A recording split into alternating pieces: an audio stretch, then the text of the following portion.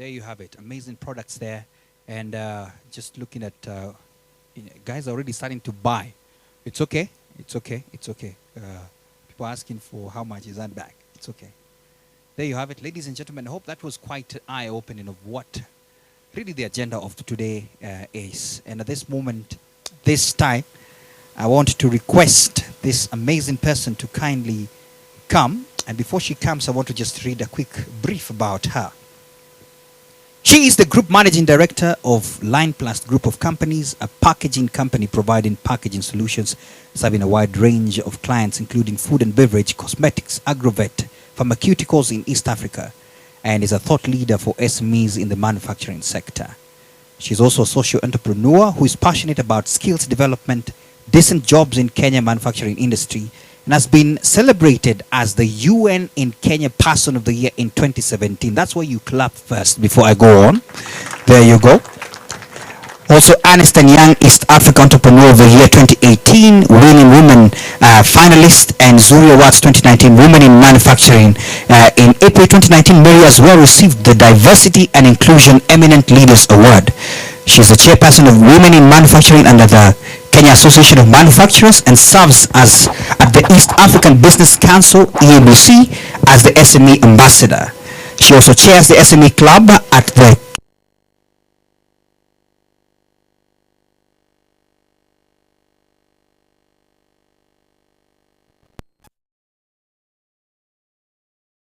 Principles for Business.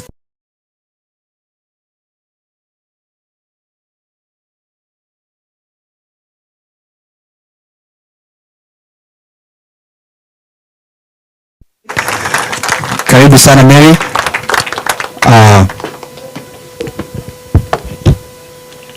And actually this is one of her products, I know it, so let me sanitize you.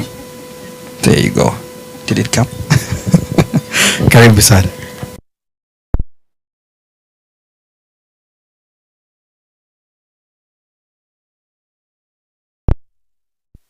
Mine is to welcome you today, this afternoon. And what we are doing today is to showcase to you and to the world that for true TakaNiMali, what we have done today is to pull together partnerships and partnership that have products that have come from recycled plastics. I said today I'm not going to prepare a speech because I want to speak from my heart.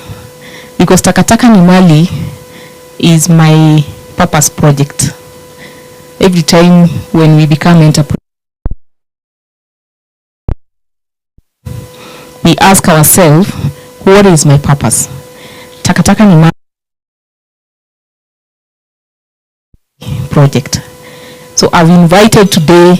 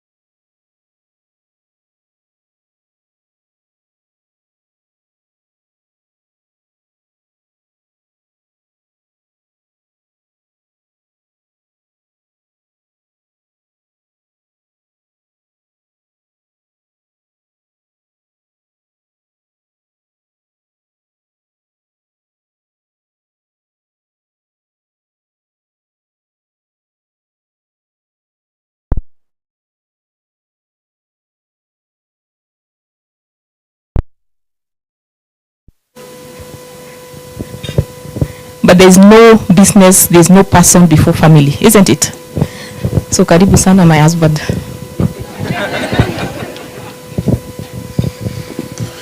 Good afternoon.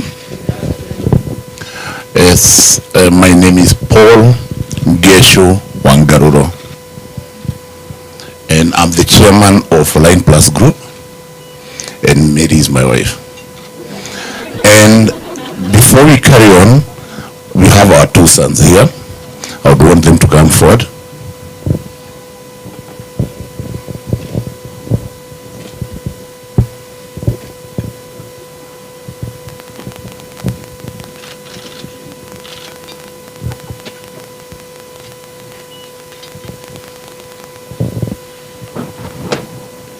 we'll start with David. It's David Wangaroro Mgesho. And David is an engineer. He has a master's in mechatronic engineering, and he's joined us at the group level. The next one is James Dongo Mgesho. He's also an engineer, electrical engineer, and engineering is only me. So the reason why I have called them here is because I've seen Mary's passion, and we are ready to let her go and start enjoying what she loves best. So David and James, we are going to start letting your mom free from Line Plus group activities, and you have to take charge. So Mary, we are going, because we have seen you are passionate, we are going to allow you more time to enjoy what you know and you love best, and we won't affect your salary, so be okay. I don't know whether it's accidental, coincidental. Mary comes from a place called Nyeri. And you know about Nyeri women, they are very strong. And she comes from a place called Tetu. And you know who has come from Tetu? Professor Wagari Madhai. So Mary, as we allow you to go on your journey, we encourage you, we will support you, and do what you love best. So go, girl. Thank you. So thank you so much. So thank you so much. That was impromptu, but it has gone very well. I hope I am not going to get into a fight in the evening, but I've been permitted to do what I love. TakaNiMali is a journey that I started 2017 as I was recognized by the UN as a UN Person of the Year 2017. And I managed to get to runners-up. And my conversation with the UN, because I almost believed that I was the best, is because we manufacture plastics. And I needed to come up with a way and a solution of how we can take care of the plastics that we are sending to the environment. Hence the birth of TakaNiMali. And because I'm an entrepreneur, I did not want to simply just collect and pick the plastics. I needed to turn and build enterprises through plastics. And because one of my strengths is that I'm a maximizer, I thought that collecting plastics, the people collecting plastics can also be able to collect paper, metal, anything that is recyclable, and create value around that. And when they collect everything that can be recycled, then I thought I cannot work alone, and I needed to pull partners who we can collaborate and grow this dream and vision together.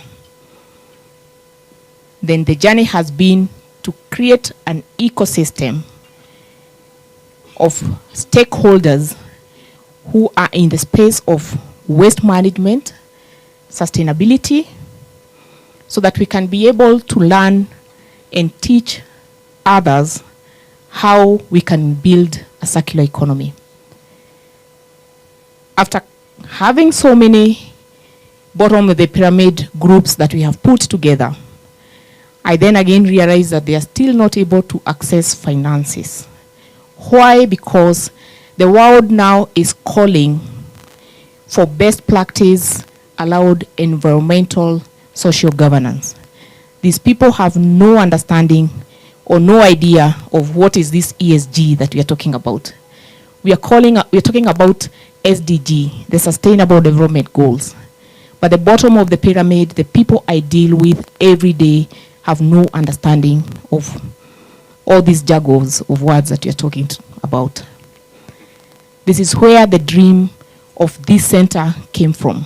And what we are building here in this center is a training, a knowledge center, an information center, where we can be able to call collaborations of partners who have best practice that we can be able to showcase together.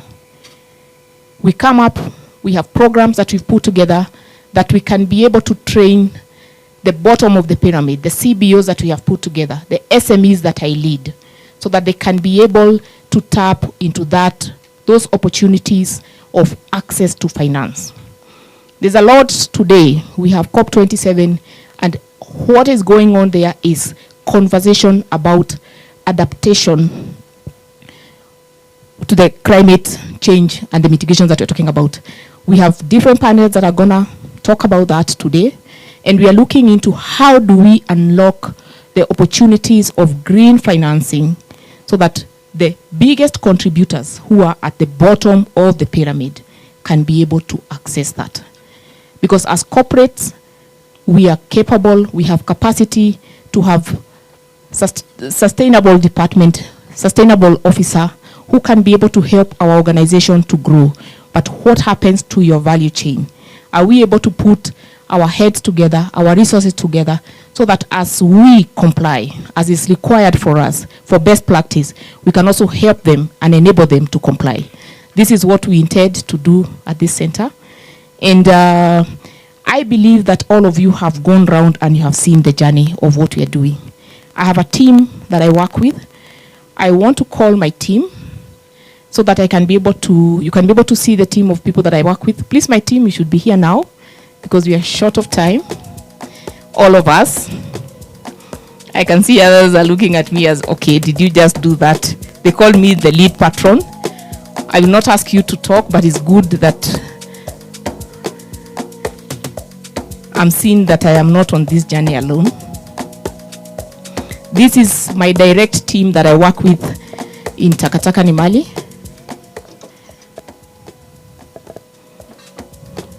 So these are people who are on our payroll as TakaNiMali, but we have a pool of consultants that we work with, and they come on need basis, depending on what is the conversations that we are looking into at that particular time. So thank you, team. I don't think that I want you to introduce yourself because I know you have introduced yourself when you're doing that journey.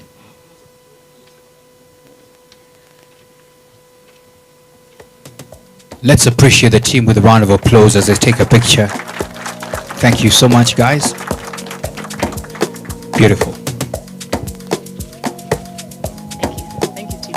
And because I would not have been able to take you to the dump site, because we work from the dump site, I can see Tatia smiling because I have taken her to the dump site. I was not able to take you to the dump site. We brought the dump site here. We have a documentary that is going to showcase the work that we do on the ground. I thought that would be the best way for us to explain what it is that we do. Thank you, Maina. There you go. Let's have the documentary playing now.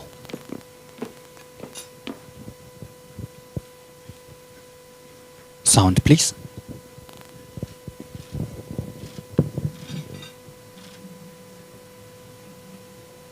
Of the year 20. After I was recognized by the UN as the UN Person of the Year 2017, I got runners up, and I made a commitment to be an environment ambassador.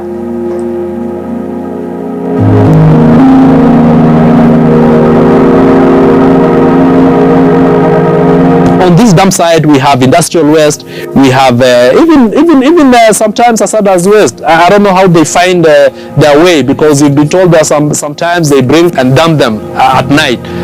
But of course, the county government have been very tough again on them, and we have not been able to see. I think for when we came, we've not been able to see now most of those hazardous waste here at the dump site. So now the very interesting story is where we are. There was a road and it was going directly to the gate outside there, but now with all these hips, you see it's now, it's no longer possible here. So we had to come and now work on waste rehabilitation hub, which MRF, or material recovery facility, which was done by the county government, and of course it was with the guidance of TakaNiMali. And this is how I've embarked that journey of TakaNiMali, that as we take care of the environment, how also can we be able to create value and give value to waste, so that we can improve the livelihood of the people who are dealing in that ecosystem of waste management.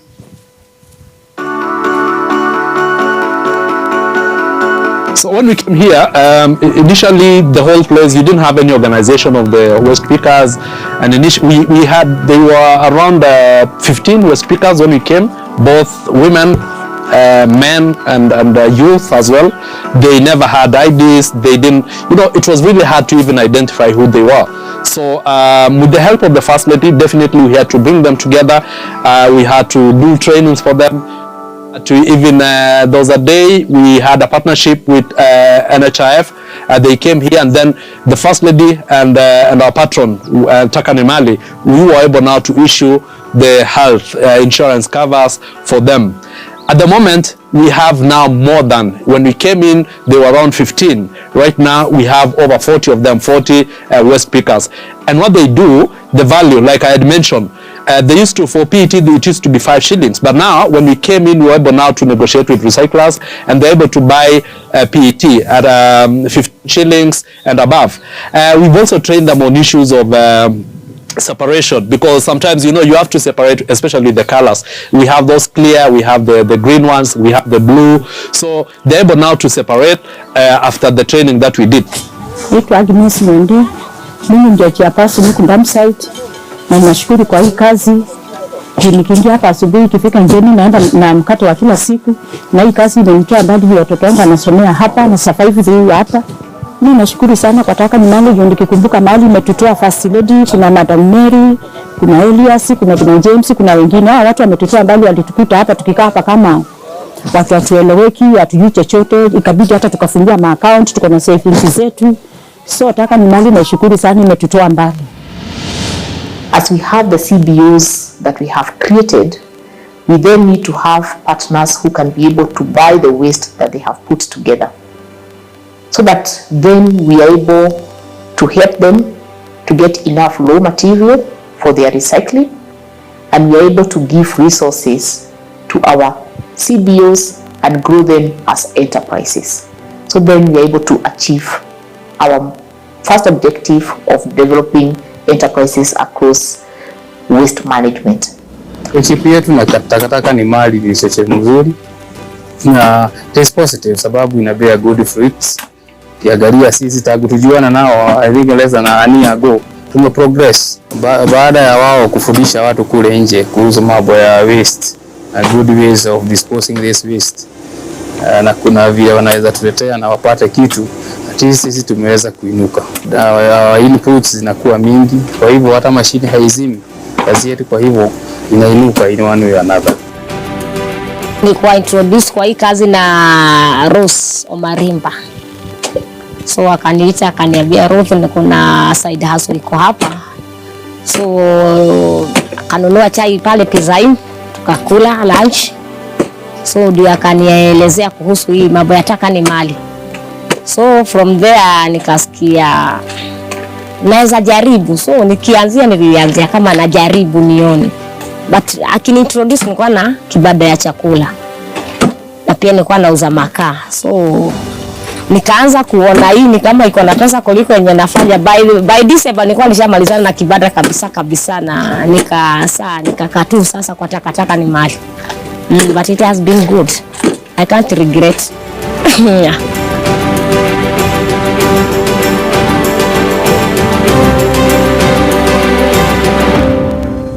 Our other objective is to use technology to help improving the environment and also in the area of waste management. And we have built a digital platform, and the digital platform is also a platform where we plug in different partners so that we can be able to build efficiency in the waste management ecosystem that we have put together. And I give an example. If we are doing payments, transactions across the digital platform, then we need partners to plug in so that they can be able to actualize or work with us and complete the payment. We are doing trainings, so we plug in and we can be able to do trainings through the digital platform that we are putting together. We plug in organizations that would want to know the traceability of their waste, of their packaging materials that went to the environment. We believe in important role in waste management, more so electronic waste management, because as a connectivity providing company, we enable a lot of electronics. And being a responsible company means that we ensure that these electronics find their way to a safe disposal. We are strong on empowering and enabling other entities to be able to become environmentally friendly. So in terms of partnerships and looking for solutions, we're on that journey with TakaNiMali. We're looking at how can we better enable them to be able to address the waste menace. Another category of our stakeholders are the development partners. We partner with development partners who are looking forward to help or plant a seed in taking care of the environment. So they work with us, they support our groups so that we can be able to build that ecosystem and we can realize in a sustainable development goals that is a global commitment that we are all making into, and we are able to plug in to give solution for environment and our climate. So that is why we say TakaNiMali, waste is wealth. TakaNiMali, waste is wealth. TakaNiMali, waste is wealth. TakaNiMali, waste is wealth.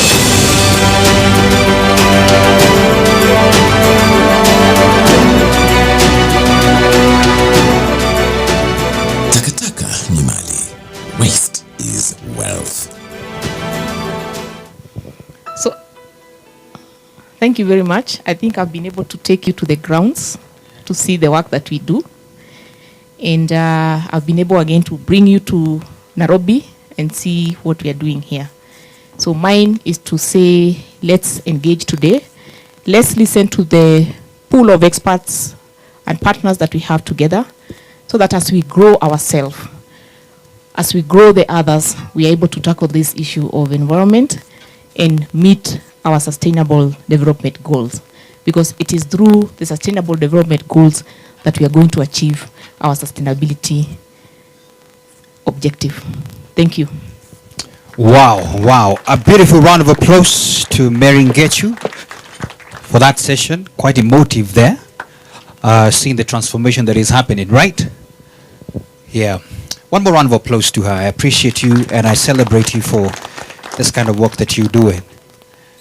By the way, I think, she has brought the dump site here to us. But if you go there, that's when you'll see how much it's a big ecosystem and how many lives are being changed, because those are just the few testimonials that the documenting team were able to put across in those few minutes. But if you go there on the ground, from all the collectors that we see, all those people, their daily bread comes from this particular ecosystem. So we appreciate you, because indirectly what you're actually doing is feeding very many mouths that otherwise would have been hungry.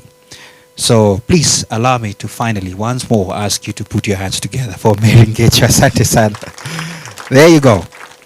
At this moment, very quickly, I want to invite Caroline Carrier, who is the head of exploration at UNDP, and I want to request my team to kindly bring my unique podium back here for the sake of the session.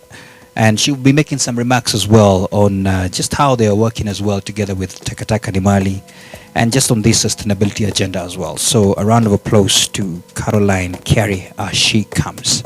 Makofi tafadhali to her as she comes along, and as my unique podium is being brought here. There you go. Remember to tweet as on the go if you're moved like you are. I saw someone ask for some extra serviettes after watching that documentary. I understand.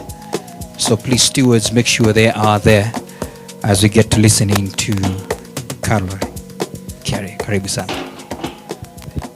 Good afternoon, everyone. Good afternoon. My name is Caroline Kiarie Kimondo. I'm the head of innovation at UNDP. I lead an accelerator lab, and we are very, very proud to have walked the journey with TakaNiMali. UNDP is committed towards sustainable environmental management. We have a key program that looks at how we can reduce poverty, but as well as take care of the environment. And I think this is timely for you to be launching this while we are having COP27, because it is important. It is important for us to consider the ways in which we can not only take advantage of our waste, but really create livelihoods out of it. I know that in Nairobi alone, we have more than 3,000 tons of waste that is produced each and every day. And majority of this ends up at the dump site. I don't know how many of you have gone to the dump site, the Kitengela dump site. Yeah? It is a pile and pile and pile of dump site. And 20% of that waste comes from plastics. And out of that waste that ends up at the dump site, a third of it ends up in oceans, rivers, and waters. And most recently, we found out that we're actually consuming microplastics in our water. So it actually ends up in our system. So we have to find out ways in which to actually reduce the waste that ends up at dump sites, especially landfill dump sites, and how we properly recycle our waste. And it starts at the household. Many of us, we collect the waste from our households, we put it in a trash bag without the consideration of, do I sort the plastics, do I sort the glasses, do I sort the aluminium? And for most parties, because we lack an incentive to do that. Why would I do that? Or sometimes we lack the information, or we can even lack the tools. For many households, maybe just the availability of different bags can actually promote that behavior change and practice where you actually sort and separate your waste. So like I said, I lead the Accelerator Lab at UNDP. And one of the things that we do is we identify local innovations that can actually address complex development challenges. We invest in them to pilot, to experiment and see their usability. And then we see how then they can be able to go to scale and actually be used across the country. So we invest in ideas, we invest in prototypes, we invest in innovations. And Mary approached us and she had this idea. How do we connect technology to waste management? And what it was, is an innovative app that links households to waste entrepreneurs, to recyclers. This was quite, complex idea. How do we change the behaviors of households to be able to actually engage with this app? How do we not intervene in the existing cycle of waste management where we have the county government, where we have the private sector engaged in this process? So we had a lot of iteration and discussion on how do we actually support this organization to deploy this idea into the market. After a lot of engagements, a lot of back and forth, I think we have really seen for ourselves, I think, was it played for the audience, the app? Okay, I think once you see it, you'll see that it is a fantastic app that connects the household to waste recyclers, to waste entrepreneurs. Ideally, it is actually going to be a marketplace, like May has said, where you can even trade from your household. You collect your waste in a bag, and you can be able to get a market for that. And what it does not interfere with the normal waste routing of waste and management of the waste. It actually advances and promotes waste collectors to come on board this app and gain a livelihood from that. That's one thing that was actually very important as we were going through this process of developing this app. And so, like I said, UNDP is proud to have been part of the story of TakaNiMali. We look forward to seeing this scaled across the country, not just in Kajiado County, but across the country and even global. We know that countries such as Sweden, they have only 1% of their waste ending up at dump sites. And this is possible for us as well. During the first 3 months where this innovative app was being deployed, 17,000 kilos of waste was averted from the dump site. That means, continuous engagement with this app will result in the dump site going lower and lower and lower. And eventually we can have a situation where we don't have dump sites in the country. And another thing that is so important about this application and this entire circular approach is that you get more value from the waste. So we can get value from the food waste, we can get value from the aluminium waste, we can get value from the plastic waste.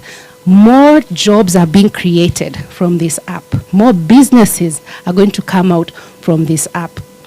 So from us at UNDP, we're very proud We look forward to seeing how this story unfolds. You can be sure of our support. We are very excited about, really this story going global, and we continue to work with you on that. So thank you so much. Thank you so much. A round of applause as well once again to Caroline. Thank you so much for those remarks and really telling us what you've told us, that 17,000, guys, sometimes it's good to think literally. 17,000 of waste diverted from the dump site just at the launch. If you want to really understand it, ask yourself how many kilos you are. Then now it's easy to convert. It's easy to convert and see it. That's a lot. That's a lot. One more thing she said is that she acknowledges as UNDP that it was actually complex to create an ecosystem where we can infuse digital ways of waste management. But I want to repeat the great words spoken by the chairman, that if you give it to a woman, especially a Nyeri woman, is that what you say? It's as easy, right? There you have it. Next in line is, I heard you speak that. Tasha Bali, who is from the Foreign Common and Development Office, that's FCDO. She will also make some remarks, and just important to note that they have also supported TakaNiMali current project all the way till mid next year. So a round of applause to Tasha Bali as she comes to address us as well. Karibu sana to this unique podium. Thank you very much. I'm only going to be very brief, as I think that Mary and Caroline have already said it all. So the British High Commission have been very privileged to work with TakaNiMali in helping develop their ecosystem and take this initiative forward. We're very excited about the potential of creating wealth out of waste, and particularly the job creation aspects as well as the other social impact. We're keen to go on working with others in this sector too to collectively address a range of incentives that are needed to really transform the waste collection into wealth. So many congratulations to the team at TakaNiMali for what they've done so far. I'd also like to thank Unilever and Ernst & Young, who've been part of the partnership taking this forward, and we look forward to helping it get to even greater scale and deliver greater impact. So well done, Mary and team, and thanks again for letting us be part of it.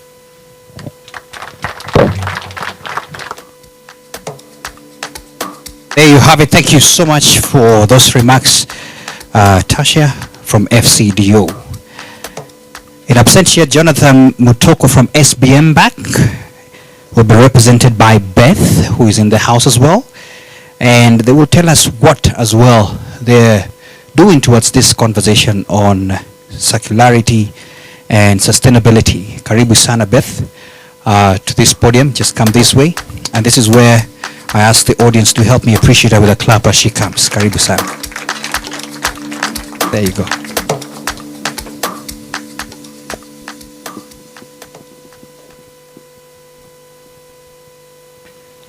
I'll break all the protocols today and I'll read. Everybody else was speaking, but I'll read because I represent my deputy CEO and I intend to keep my job. So my name is Beth. I come from SBM Bank. SBM stands for State Bank of Mauritius. We're a state bank out of Mauritius. We have presence in Kenya, we have presence in Madagascar, we have presence in India, and obviously our heritage, Mauritius. So we are here because the ESG agenda, the sustainability agenda is our agenda. And so when Mary came calling, we didn't even think twice. We said we have to partner. And so we are here. Now, I really like your tagline that says, TakaNiMali. Yeah, waste is wealth. So I want to add on to it and say, we don't have to sacrifice a strong economy for a healthy environment, because health is wealth. And so I'm proudly associated. Now, let me take this opportunity to express my gratitude and congratulations to the patron of TakaNiMali Foundation, Mary, who happens to be my friend as well. And thank you for inviting us to be part of this.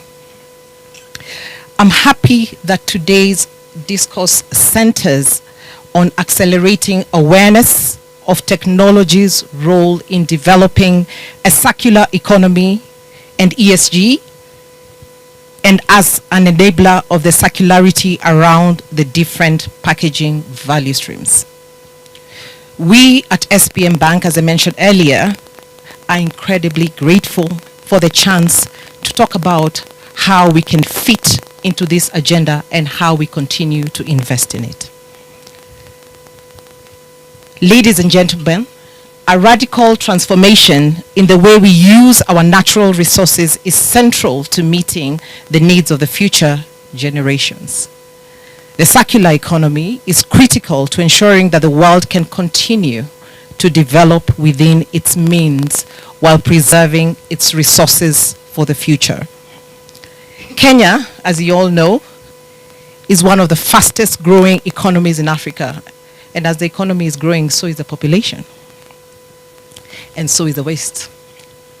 So in this regard, we have to shift. It's not even a luxury. We have to shift our thinking to adapting to new waste management practices as the ones that we have seen here, through redesigning, investing, and formulating strategies and policies that help our economy go fully circular. So I'll skip some of the text here and move on into some more practical examples of the things that we are doing. In January this year, SBM Bank announced a 1.6 billion midterm financing facility to B-Box Kenya. And what was this facility for? It was to support the access of affordable solar homes to allow over 470,000 Kenyans get their systems going. Similarly, in October of 2022, the bank sealed a risk-sharing agreement with the Africa Guarantee Fund amounting to USD 10 million to increase its financing to micro, small, and medium-sized enterprises. So I was very happy to see, some of the things that are happening here, because I believe there's a nexus point for which we can be able to just partner and enable them to achieve what matters the most to them. So SME Bank is determined to play its role. So we are here, we are committed to be here, and we are thankful to be here. Thank you very much.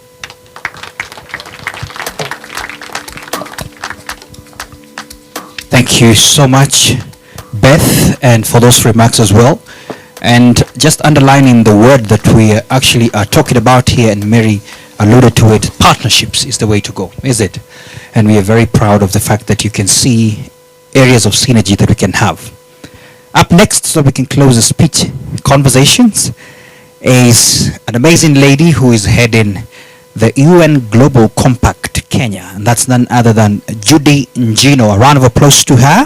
She is the CEO, Global Compact Executive Director at Global Compact Network Kenya, and she will be giving her remarks. And I must say, on a personal level, they are doing an amazing work as well to ensure corporates are there to this agenda that we're talking about.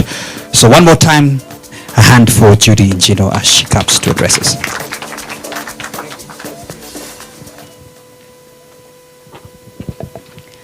Thank you very much, Maina, and good afternoon to everyone. Allow me to start by saying how proud I am of you, Mary, and your entire team. And I have to also acknowledge the support system that you have in your family. I have to also acknowledge the fact that when a woman discovers her purpose, it's always natural for her to bring everybody along with her. And for that, we commend you, Mary. I think everybody seated here today really is basically telling you that we are here to support you, we are here to walk the journey with you, and more importantly, we are here to also do our part, because this world belongs to all of us. So from us at the UN Global Compact Network here in Kenya, and allow me to start by also noting all protocols observed. we are really proud to join Mary in this conversation and in this journey around circular economy. For those of you who might not know, the UN Global Compact is the world's largest corporate sustainability initiative that's anchored in the UN and that is mobilizing business to be a force for good. We do have a set of 10 principles around which we mobilize business action around sustainable business conduct. And these issues are classified across 4 key issue areas touching on human rights, the environment, labor issues, and anti-corruption. And of course, the Sustainable Development Goals, which is a key and a central agenda around which we believe the entire globe should rally around to help us really address some of the world's most pressing challenges, notwithstanding and not least the climate emergency that we are currently faced with. I think even as the conversations at COP27 continue, there's a rallying call that we need to all really accelerate the action around, again, reversing a lot of the negative impacts that we are currently experiencing. And I think it's so key, Mary, that you've really looked and flipped the conversation around waste. And for us to be able to reimagine that we can make something useful out of something that easily we dismiss, I think it's so critical to also begin to change minds, but more importantly to change hearts, which you've done so well. So for us at the UN Global Compact, we come in this journey with you to really support on the ESG aspects that you touched on earlier, where the world is really demanding more of us as a private sector and as a business community, that you no longer can just focus on maximizing profits, but there's a growing and greater expectation that you should also be able to account for, greater things that touch on the, the social outcomes, the labor outcomes, as well as on the environmental front. So we come to support you in terms of the capacity building of your ecosystem, where you need to access all the tools, the resources, the leading practices around how this agenda is evolving. We are here to support with you all. And so we look forward to embarking on this journey with you. We're also looking forward to working more closely with you to use our platform to also tell the world the stories, and the impacts that we are creating across these particular issues that we are currently grappling with. So we call on you to just tap and engage with us, maximize all the opportunities and the platforms that we have to be able to also inspire further action across the global community. So it's my pleasure to also welcome everybody at this event to plug in with us, to also be able to advance these conversations and to really dial the notch a bit higher when it comes to this issue of waste. So I'll leave it there. I think there's a very robust conversation around this topic that we're about to have, and so I look forward to also listening, to what our other partners are doing and how we can also plug in. So I thank you, and I salute you, Mary. Absolutely. A round of applause to Judy. Thank you so much for representing Global Compact and the work that you're doing and the partnerships we're talking about here. In the house as well, ladies and gentlemen, please listen keenly. We have KRA in the house, represented by Felgona Ochieng. When KRA is around, all things are okay. So I want to request Felgona to kindly come. Felgona, if you're there, could you kindly come? I want to give you like 2 minutes or so to say something, so that at least we can acknowledge your presence here. So Felgona, try to see where you're coming from. Excellent. Please come this way. And it's important to say we acknowledge when government agencies like this pop in to such, it means they're part and parcel of making Kenya better. And so we appreciate you for really sparing some time. So kindly, karibu sana. There you go. Good afternoon. Good afternoon. Thank you. My name is Felgona, and I run the Corporate Social Responsibility Program at Kenya Revenue Authority. One of the things we do is we integrate our CSR with volunteerism. So we have a volunteerism program that we are doing, and we have over 200 staff who have registered in the program. And we also implement our programs through partnerships. And the reason why we're doing this is so that we are able to integrate with the community. You don't meet us when you want your TCC, or you don't meet us after you've gone through university and you're wondering, why should I pay my taxes? So we've been doing this, and we also partner with TakaNiMali. So through the volunteerism program, you have a mentorship program for school holidays, and we've implemented this in Soweto, Kibra. We did this in September, so we do a 6-month school holiday program. This is mainly in informal settlements, specifically for primary and high school. And then at university level and college level, this is essentially to transition you to employment, so that we have skills that we can help you as you transition to employment. By the time you're meeting us, you have a relationship with us. When I call you and you hear Kenya Revenue Authority, don't run away, because that is what happens most of the time. When you hear KRA, someone calls, they go mute and they don't pick the calls again.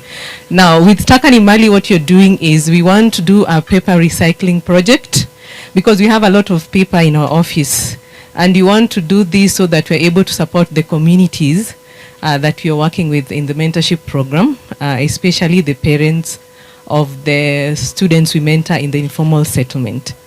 So having said that, I want to thank Mary and her team. They've been collaborating with us and guiding us through this process, and we've already commenced the process. And if you go through the exhibition there, you'll see how our process goes. And from this, we know we are going to be able to have a CSR kitty that we are going to support these projects, because we know government CSR is not really well funded. So that is how we intend to fund our project. Thank you very much. Thank you so much. A beautiful round of applause as well to Felgona Oching for representing Kenya. I had not prepared this gentleman for this, but I just need a minute from him. He's Associate Director, Energy, Environment, Climate and Change Pillar at Equity Group Foundation, Eric Naivasha. So kindly, if we could as well get a minute from you. Karibu sana. I know. He's a good friend of mine, and I always told him, men are always ready as well. You know, today they have spoken about the ladies when they're given tough things, but you're also ready as well. Karibu sana, Eric as well. Tell us something about what you do. I don't know whether the jet lag from COP27 is out, but he had gone to represent us as well. Karibu sana. Thank you very much. I call him MC. Yes, that's my name. Because that's his name. It's not the actual MC. It's Maina Chege. So you know I call him MC. So you're a very good friend of mine. And thank you for ambushing me. How many minutes do I have? 2. Okay. I'm here with my colleagues from Equity. Maybe you can just stand and wave. I think we closed the bank today so that we can come and support this great initiative. We are here because we are a friend of the environment. In Equity, we run 2 engines. We have the social engine and the economic engine. So the foundation represents the social engine, where the environment, the clean energy transition, climate change discussions occur, health issues, entrepreneurship, social protection, and all that. And then we have the commercial engine that is the bank. We actually believe that our social agenda is bigger than the commercial agenda. Ours is a do good, do well model. So we start by doing good to society. That's why we educate kids. That's why we are having environment discussions. Profit for us is an outcome of doing good society. So on the environment side, we have a large pillar that looks at energy transitions. We have invested nearly $500 million today in clean energy transitions, in circular economy, in climate smart agriculture, in green buildings and all that, because we believe that organizations of the future are the ones that are taking care of the environment. So we are here because, and thank you, Mary, for inviting us so that we can work together, we can support those initiatives. And we are just discussing when we were going through the journey there, and so, very nice things. And we've agreed that as a foundation, we'll talk to the foundation so that then we're able to support that value chain from the collectors to the SMEs, all of them. We are going to offer them free training so that they are able to organize the economic life. They can even expand their businesses. And we've already invested quite significantly, nearly $100 million in the circular economy, in recycling of plastics and all that. So that's an area that we're going to work together, count on our support. And also, even your other bigger business, you're going to support those value chains and ecosystems. I think there's something that you really said which is very important on the traceability of your waste, which is very important. And even as Equity, we are also trying to look at, our scope 1. Plastics is a product of fossil fuels, and the kind of thing they are doing to the environment. So as a bank, we are also looking at our own emissions. We are looking at our own waste, and partnering with different stakeholders. And I'm very happy now that we are going to partner with you even as a bank going forward in terms of our own waste management across our value chains. So I think I'll end it there because Maina, you gave me 2 minutes. And I think I'm done. Thank you very much, and thanks again, Mary, for this initiative. Thank you. Thank you so much, Eric. A round of applause to him as well. Thank you so much for really telling us what you're doing around there. It's good we are here, not in Egypt. Oh, yeah. It's good that we are here, not in Egypt. Yes. I know I'm saying that. Okay. He has a story from Egypt. I know he came from there, and we appreciate that. It's also good to have the financial representatives in the financial sector really coming in here to tell us more about this. I've seen some other people coming in. Just want to acknowledge Flora. I have seen you. Hi. Yeah, I just wanted to say Flora Mutahi is here, the chair KEPSA as well, and founder Melvin Stee. Thank you so much. We want to transition to an interesting time where we want to hear some of the stakeholders here, and I want to request that the panelists get ready. And this session, I want to request Alfred to kindly come very quickly, and my team, my gentlemen, to just bring up quickly 5 seats here, for this amazing session, panel discussion on matter circularity, on consumer behavior and the role of technology, for an amazing session here.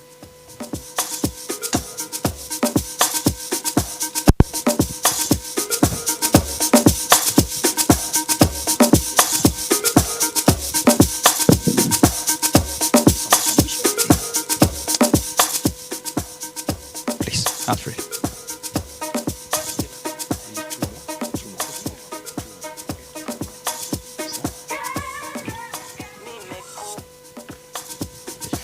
Ladies and gentlemen, good afternoon.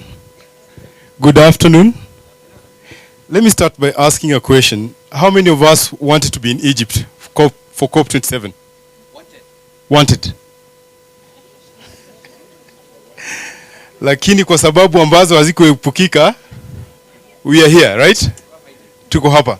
So we are going to have our own discussion here, just the same as COP.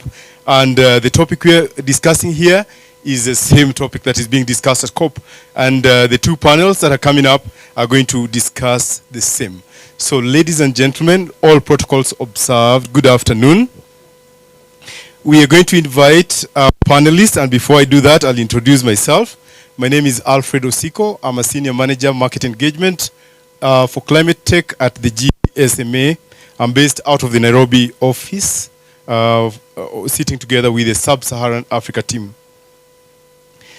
So, without further ado, we'll invite our panelists up front, and I will start with Valentine Cheriot from Safaricom. Valentine Cheriot is a climate and environment lead at Safaricom. A round of applause as she comes up.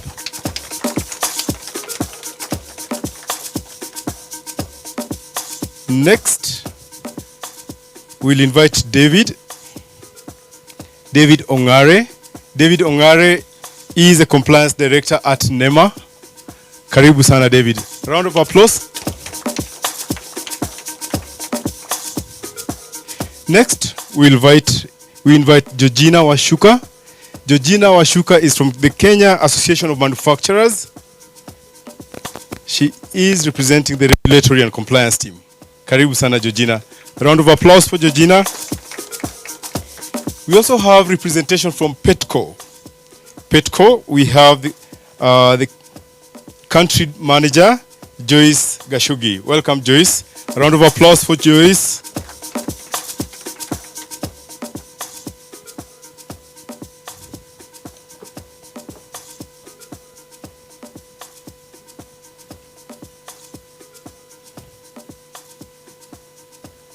I know you're asking who's the last person. There's one more seat. Ladies and gentlemen, allow me to welcome from GeoCycle, Janet Ruto. Janet Ruto is the business development manager. Welcome, Janet. A round of applause for Janet as she comes up.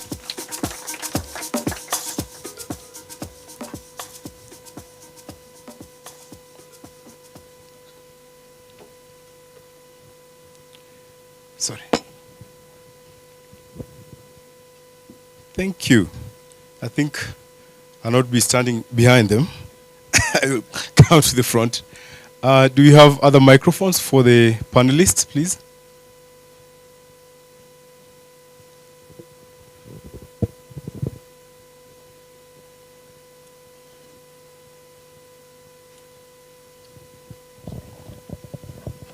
Thank you. So this session, we are going to focus on circularity and the nexus between circularity and consumer behavior. But again,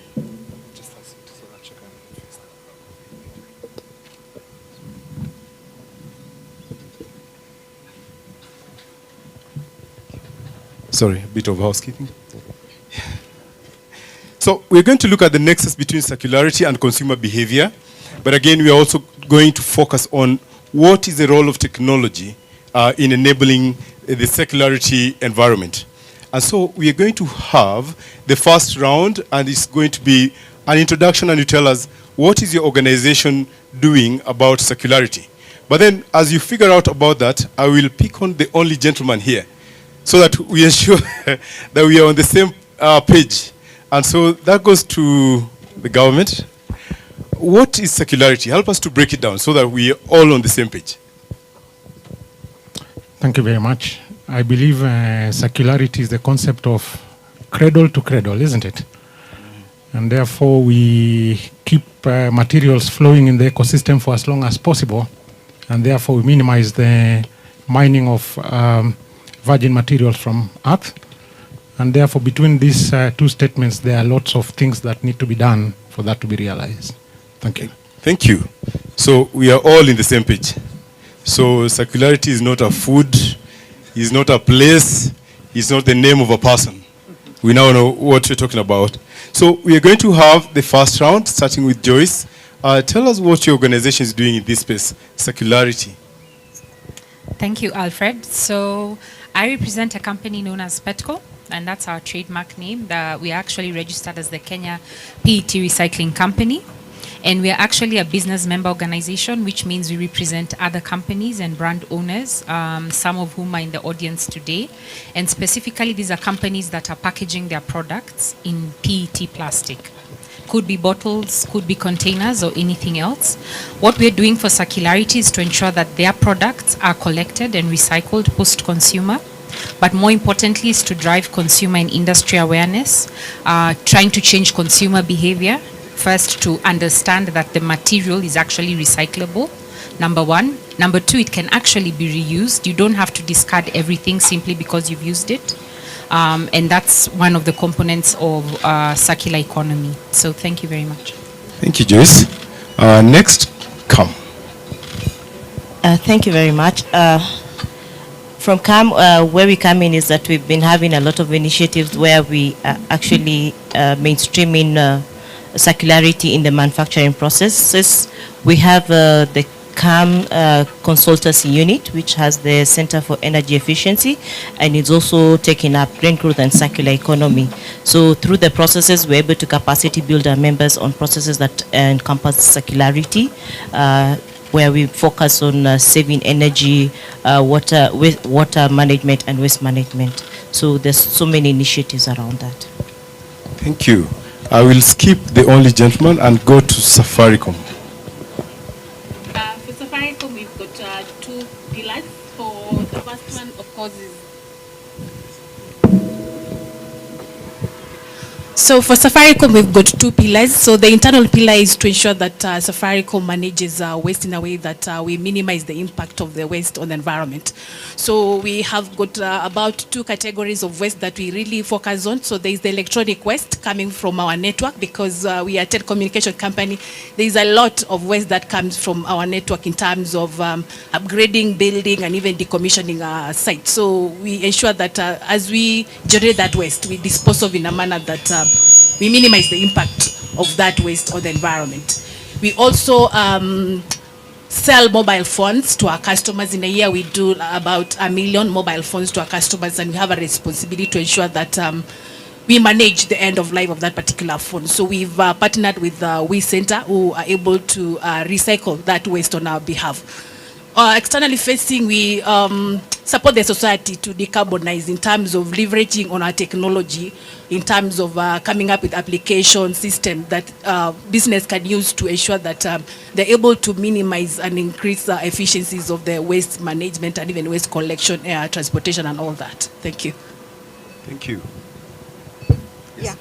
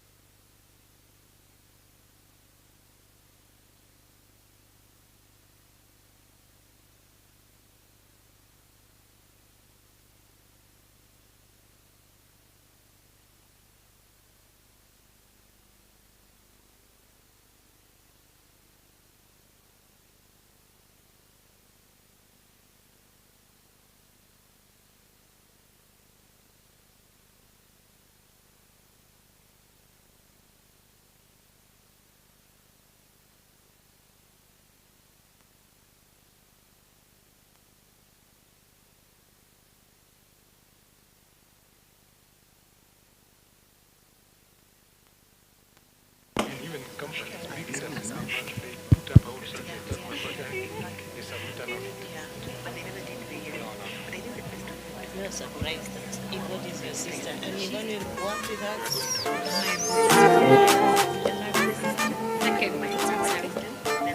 Interesting, you're all working in the same line.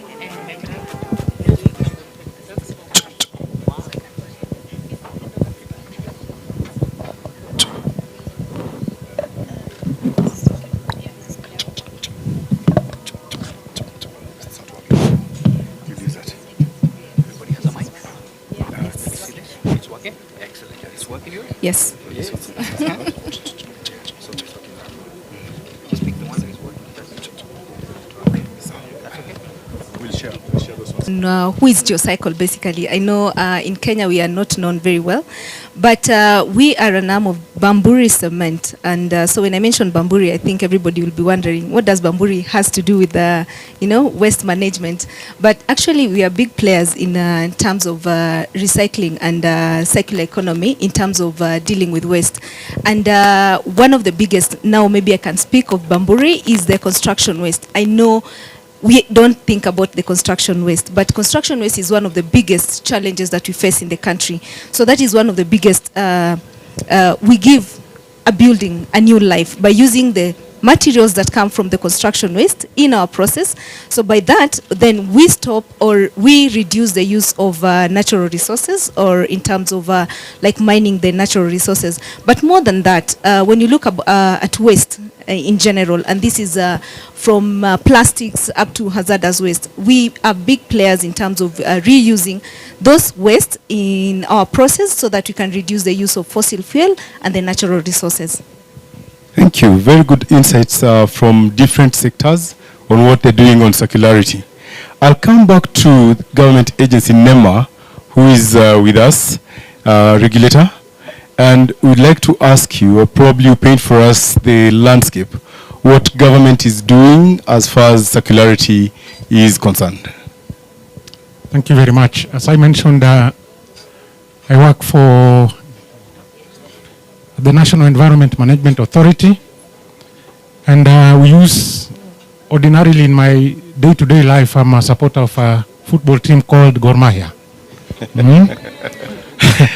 But also, last week I was introduced to something called Formula One, and I see people using tires called hard tires, medium, soft. So we use all of those. In the hard tire space, we have fought with everyone here. We banned things, we have banned plastics. Another time we tried and removed some structures from riparian land, and it has been a very, very difficult thing because these are areas, enterprises which employ a lot of people. So it is not the only way to go, but sometimes it is necessary. And therefore, all these accolades that the country is receiving about plastics was because of taking some bold decisions. We appreciate the fact that it was not easy, but now that has also created spaces for innovation, and we are also now good friends with those in the manufacturing sector. So we look at it at some point you have to make these decisions, and government does that through policy and through regulations. And at the moment we are also trying to look at the extended producer responsibility regulations so that people take duty of care for the waste they produce.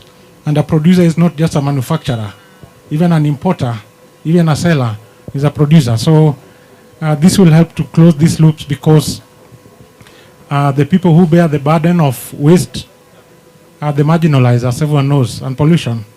And therefore I really wish this session was taking place in the dump site, because I'm sure you would not go back with these suits.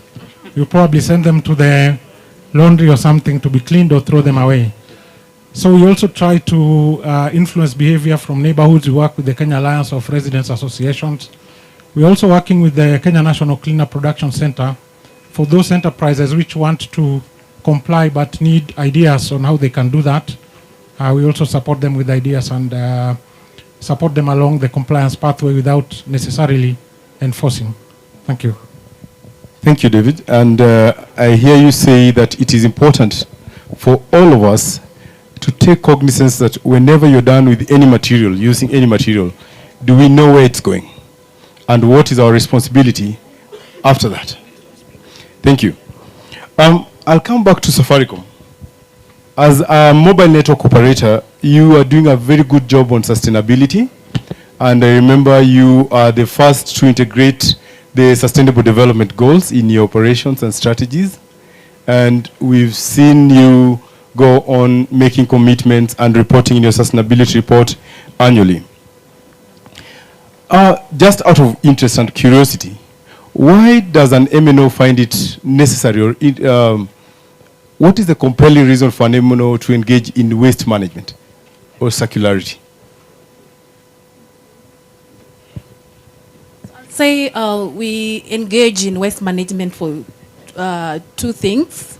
So the first is, of course, it's a good thing to do. Yeah. If you look at UN report of 2019, it talks about the statistics on electronic waste, and it talked of has globally having produced about 51 million tons of electronic waste. Of that waste, only 20% got recycled. And all of us understand that electronic waste is the most hazardous waste. At the same time, is the fast growing stream of waste globally. And it has made a projection that by the year 2050, we are going to have about 120 million tons of electronic waste. So it's a good thing to do because we need to protect the environment. We need to protect the health of the people. So we've engaged this because we are concerned about the health and the health of the people and the environment. Secondly, I would say it's a business opportunity. It gives us an opportunity to innovate solutions that can help us create efficiencies around waste management. If you look at what we've done at Safaricom, we are looking at having an application around e-waste where we can create awareness about what are the drop-off points for electronic waste and how can you channel that electronic waste to us so that we can manage that waste on your behalf. Yeah. Thank you. And is this with focus in waste from other sectors as well? Yes. Thank you. So coming to the Kenya Association of Manufacturers, Washuka, you're from the Regulatory and Public Policy. Give us a feel of how policy looks like in the manufacturing space and relating to consumer behavior as well. Thank you very much, and I want to pick it up from where Mr. Ongare has left it off. We had this very unstable environment in the country where we heard of the ban. There were so many conversations that were coming, and all of them were sort of coming and gearing towards the manufacturing sector. Nobody was seeing the consumer in the house, but everybody, when they look at their garbage, they would only see the producer who actually made that product, not what was consumed or how it was disposed. And that made us go back and just have this conversation with government. And we said, look, there are people who have actually invested in this, and there's an opportunity where we can have this conversation better to secure the business, the jobs and everything, whilst we are looking at our environment. And we had that conversation. You know, there are so many gaps that were there. There was the talk about biodegradable bags and everything. But when you look keenly and deeply, we really didn't have a lot of policy or regulation or standards or guidelines just to help us navigate through that process. So we had this conversation with government, and we started with the plastics space, where we developed a plastics action plan, just to first of all see and test the waters. How can we manage this waste management? And plastics now being a glaring problem. So with the action plan, we actually talked to government, developed a framework of cooperation, where we'd actually have this conversation with government regularly through reports, just share what the manufacturers are doing, what efforts we'd like to put into collecting, what innovation, what space. And that conversation went on and on until we thought, now, no, we need a more, you know, a more sustainable way of managing this. And now we came up with the National Sustainable Waste Management Policy, which was passed in 2021. We want to appreciate that this policy, and of course the act that came after, these were industry driven, so that we could actually secure the space that we were in, to ensure that as much as we are doing our business, we're also taking responsibility for the environment. And with that, we were happy. These were some of the legislations that have moved quite fast. The ministry, Mother Ministry, the Environment Ministry was very supportive. We worked with our NEMA team and other stakeholders, PETCO and everybody. So it was very industry driven, very private sector driven. And what we put in that law is something that we knew we could actually do and deliver.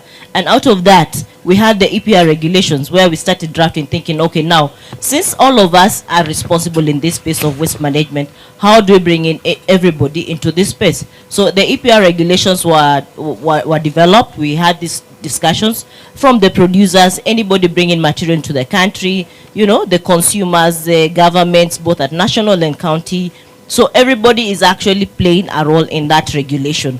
And that regulation, through the conversations as we were developing it, we started putting together and seeing what our pain areas in terms of waste management. What can we quickly look at to minimize the impact of waste or whatever is happening from the industrial processes into our environment. And the regulation actually provides for like 5 categories of waste management, which have actually been turned.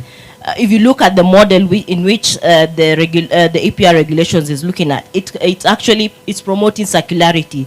It's promoting issues of reduction in, just speaking from the natural, but trying to utilize what you can within. So issues like product redesign, refurbishing, all those R's that keep evolving. So they're all sort of considered in the EPR regulation. And as CAM, we've actually been able, with the partners here and stakeholders who are also in this setup, we've actually started the conversation of setting up the producer responsibility organizations that have been envisaged in those regulations. So far, we have 3. We have the first one, which is KEPRO, and they work closely with the PETCO team here. And they came in first, they were managing the plastics, but with the regulations, they'll be going out to also manage the cans, the plastic, the paper packaging materials, any non-hazardous packaging material. The second category is actually looking at what we have in the hazardous. Remember, we have the pesticides, we have the paints, we have the medicine. There's a lot of packaging in that place, and all this kind of packaging is sort of contaminated. So there's a PRO that is actually going to be working around that, just seeing how those things are collected, what can be recycled, what can be reused, and all henceforth, all that.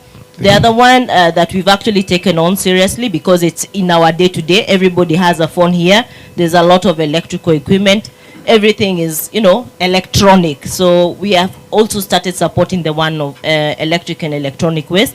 We are working with Simeon from Waste Center and other stakeholders. So we are happy, and NEMA here. So it's quite a journey, and we appreciate the approach that we have taken this time, because it's not more of the government running after us, but this is more of private sector trying to transform itself in the process in circularity. So through this process, we are seeing a lot of innovation.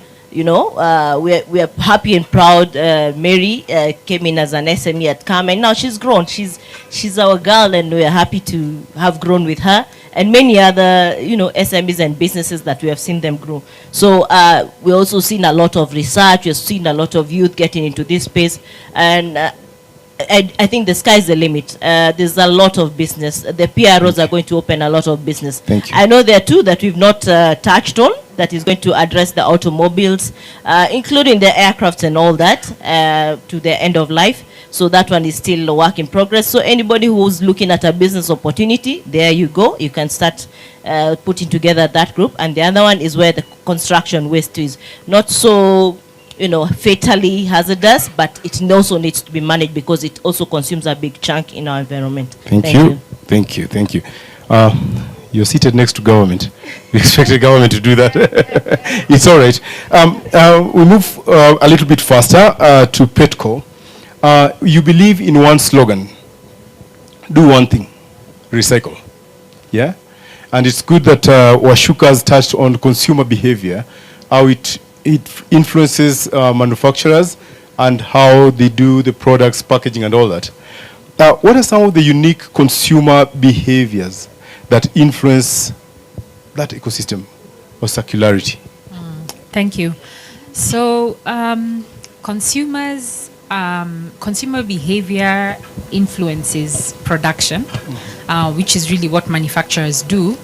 But I would say, when it comes to plastic specifically, is around fast, on-the-go type of consumption. Today, you and I, we want to have our packed lunch. We want to grab a bottle of water for my safari. We want to be able to take water to visit a patient in hospital. And more importantly, and closer to home, in our own homes today, we don't have access to clean potable water. So we actually need a clean bottle of water to drink. Okay, because most homes are not going to afford the water filters, that you can be able to install, and so that's one set of unique behavior. first on-the-go consumption, but secondly, of course, is the element of cost, which of course has driven the Kadogo economy as you know it. And so you'll see the size of packaging reducing in terms of maybe you have now 150 ml of water, could be your Blue Band now comes in a smaller pack. And with that then, how does that influence circularity? One, from a collection perspective, we have more material that is being put into the environment. So today, if for instance, as opposed to maybe a 2-liter bottle of Coca-Cola, for example, you have smaller bottles being put into the market. The water that is on our tables right now, why are we not sharing 2 bottles of water, for instance? It's because everyone, consumer behavior dictates, I want my own bottle of water. And it's just the way it is. And so we have more waste going into the landfills, which then now, as from a circularity perspective, is how do we divert that into recycling or reuse? Another issue is we have more types of material that are being produced to keep in line with consumer satisfaction. And a lot of the materials are not necessarily recyclable. And for instance, you have the sachets, a lot of sachets. Before, milk used to maybe be in your Tetra Pak. Today we have a lot of milk in sachet packets. And it's because of the consumer behavior demanding for that. And so you find that a lot of the packaging that's being used now to kind of keep consumers comfortable is actually not as recyclable or as collectible to be recovered by collectors. And so it poses a challenge to circularity. What that means is we need to mobilize more capital to put into the value chain to be able to recover this material to keep it in the circular economy. Thank you. As we wrap up, because of time, we'll open to 2 questions from the audience. But before we do that, I'll ask the mobile network operators, what is the role of technology in circularity? So briefly, I will say, of course, Carol had mentioned that they are developing an application that people will be able to trade in the waste that they've collected. So as technology company, we connect people to network. So we have got about, say for example, for Safaricom, we've got about 42 million customers in our network. So if you can explore that to see that the customers that you serve are able to trade in waste in that platform, the better. The other thing is that this digitization. With technology, you have an opportunity to digitize your processes. Say for example, for Safaricom way back in 2017, most of the information around waste management, you could get them through Excel sheets or database. But at the moment, we've been able to digitize that, such that we are able to get data in a real time. Say for example, if they've collected a waste today and they've recycled this amount, you are able to get that data in real time, and you're able to do some analysis and get some insights out of that, and you're able to make some decision based on that. We've also been able, you've had Safaricom is deploying 5G. So with 5G, there is an aspect of artificial intelligence, and there's the aspect of IoT, Internet of Things. And we've been able to test this through other environmental issues. Say, for example, water management, where we partnered with water management agencies, and we're able to deploy sensors that are able to detect leakages and also automate some billing. So with waste management, I see an opportunity where we can have the same sensors installed. Say, for example, if you want to go and collect bottles, for the case of Joyce, where you're supposed to go and collect bottles, say, for example, in a particular estate, but you're not able to tell if that dustbin or whatever it is full. How about if you put sensors, say that that sensor can give you information and say, hey, here, the waste is full, so kindly organize for collection. That in itself will be able to address issues of efficiency and all that. Yeah. Thank you. So that means IoT, blockchain, and all that have a place in the future. Thank you. I'll break protocol a bit, and I'll invite a gentleman from Airtel, because we are talking about mobile network operators. From Airtel to tell us something. What are they doing? They did their first sustainability report recently. It's the maiden report, and they are coming up blazing in that space. So please. Thank you, Alfred, for inviting me. My name is Evans Ouma from Airtel Africa. Airtel Africa is the parent company for Airtel Kenya. We oversee 14 countries where Airtel operates.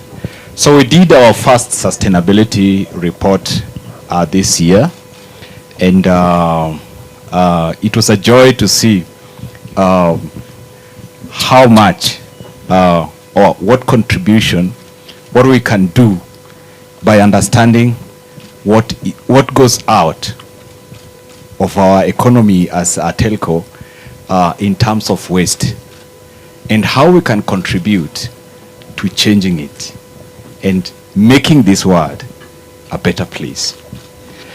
Just to talk about the contribution of telcos in the waste management, I think the universe of telcos is unlimited. Just to remember, the other day somebody sent in a viral tweet. I don't know whether it's a tweet or a video, says, "Murife, don't run." And I got my friend from the US sending it to me that, "Evans, what is this? I'd not even seen it here." That tells you the power of telco. I mean, if you have a smartphone in your hand, you can do much. We can do much with data, with information, drive the sustainability agenda, waste management agenda. I mean, the universe is unlimited. Thank you. Thank you, Evans. Sincere appreciation. So, ladies and gentlemen, I'm told due to time, we will not be able to ask questions. But then if you have questions, the panelists are here. Our great and fantastic panelists are still here. You can have a chat with them. We'll stay behind after this and the next one. So thank you so much, and let us appreciate our panelists. Thank you so much, Alfred, and thank you so much, our panelists. If you have any questions to a specific one, you can see them aside for that. And just a quick announcement, KBR 684Y, you have blocked someone, so if you could kindly go and assist them, KBR 684Y. I want to invite Michael Kalu. Where are you, sir? Michael, where are you? Michael, are you around? Where are you? Is it you? Michael, I'm just going once, twice. Is he around? Michael Kalu? You know, you never know. Maybe there was a word here. You never know what's happening here.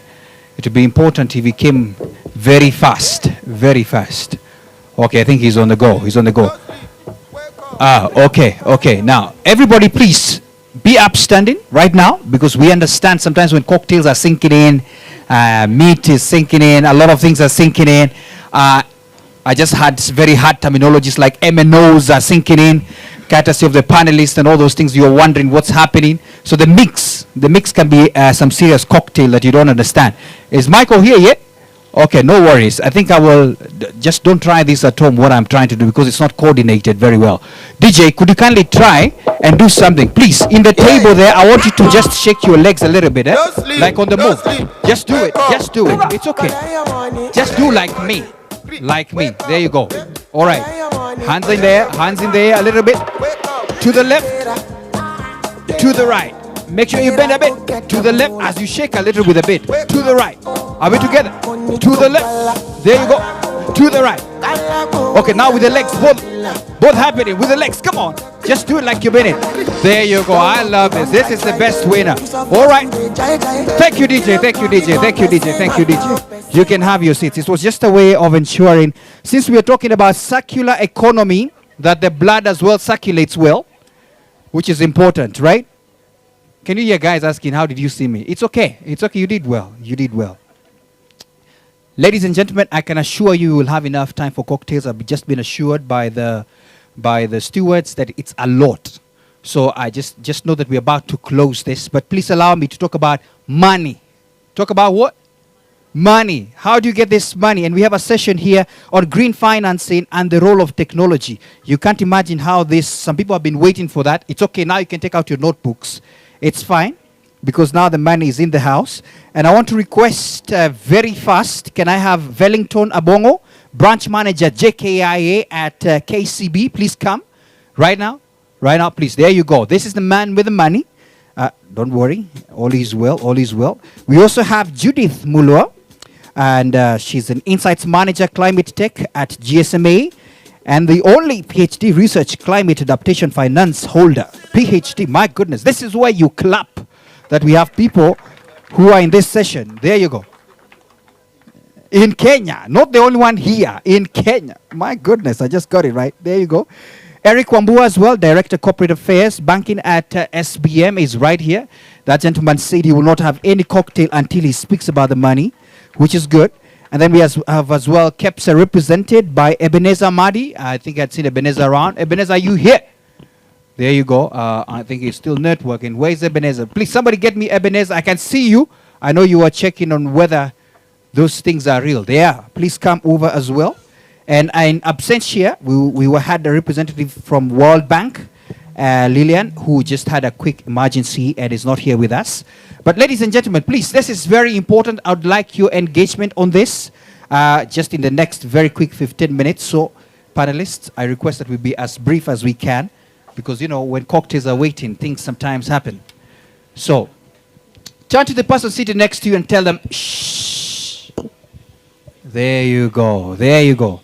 Just so that we can have this attention. And I want to start with KCB. We are talking about green climate financing. What is it? What is it? Yeah, with the introduction, I'm Wellington, the branch manager KCB at JKIA. Now, when we talk of green financing, this is a place where the banks will offer finances to projects and businesses or enterprises that engage in activities that are eco-friendly and those that promote reuse and recycle, those that promote efficiency, and even those that are looking at the sustainable environment in their operations. Thank you so much. That's a very good definition. And sorry, sometimes I'm a teacher. I hope you got it, what green financing is, because I'm about to ask one table to help me define that. I'm not pointing at anyone, but this is very important because this is where the rubber meets the road. Let me come to another bank as well in the house, SBM, and I would like you to sort of elaborate on that conversation on responsible banking. And the question for you is, how can commercial banks, you being one of them, and investment banks take more action to mainstream sustainable development? I'd like you to elaborate on that as well. Okay. Thank you. As you heard, my name is Eric Wambua. I take care of corporate banking at SBM Bank. So straight to the question, I think the climate change agenda is no longer a myth. If the drought that we are going through currently is something to go by. So there's a lot of importance on innovation around entrepreneurship that will come up with climate-sensitive enterprises that do not encourage carbon emissions, for example.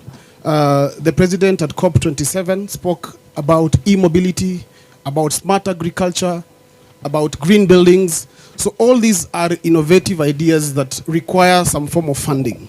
So for banks, what we're looking at, we need to partner with such entrepreneurs who are looking at doing climate-friendly investments. And there are two ways to do this. So one way to do it is partnering with DFIs who will give you funding that is tailor-made to lend or to on lend to such enterprises. And this has benefits because it's slightly cheaper than your normal funding that you'll get out of the deposit that we hold against commercial banks. The other way is for commercial banks existing to set aside a fund that will be geared towards supporting such. So the importance of this then is to make sure that we walk the talk as banks. We have a responsibility as financiers to make sure that what we are financing will continue to build the agenda of making sure that we are supporting the initiatives around making sure that environment is not only good for ourselves, but for the generations that are there to come. Thank you. Thank you so much for that. And we appreciate the work that you're doing. Let me speak to the only lady in the panel as well. And one of the quick questions for you is about the entry points for mobile and digital technology in green financing. I'd like you to tell us where is it at for the sake of the people who are here and would like to tap into that. So green financing for the longest time has been seen as a very high level conversation, but it's coming down to us in terms of how can you make it more accessible. So when you're talking about mobile and digital technology, you're talking about the access, but also the delivery of green financing, and not just to, the financial institutions, but then to the very local underserved communities. And that's where the role of mobile and digital technology comes in.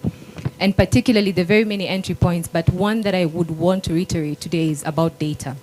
When you're talking about financing, you have to talk about data, because then what are you financing? That's the question. But the issue that we have in Africa, and particularly even Kenya today, is the fact that we don't have data.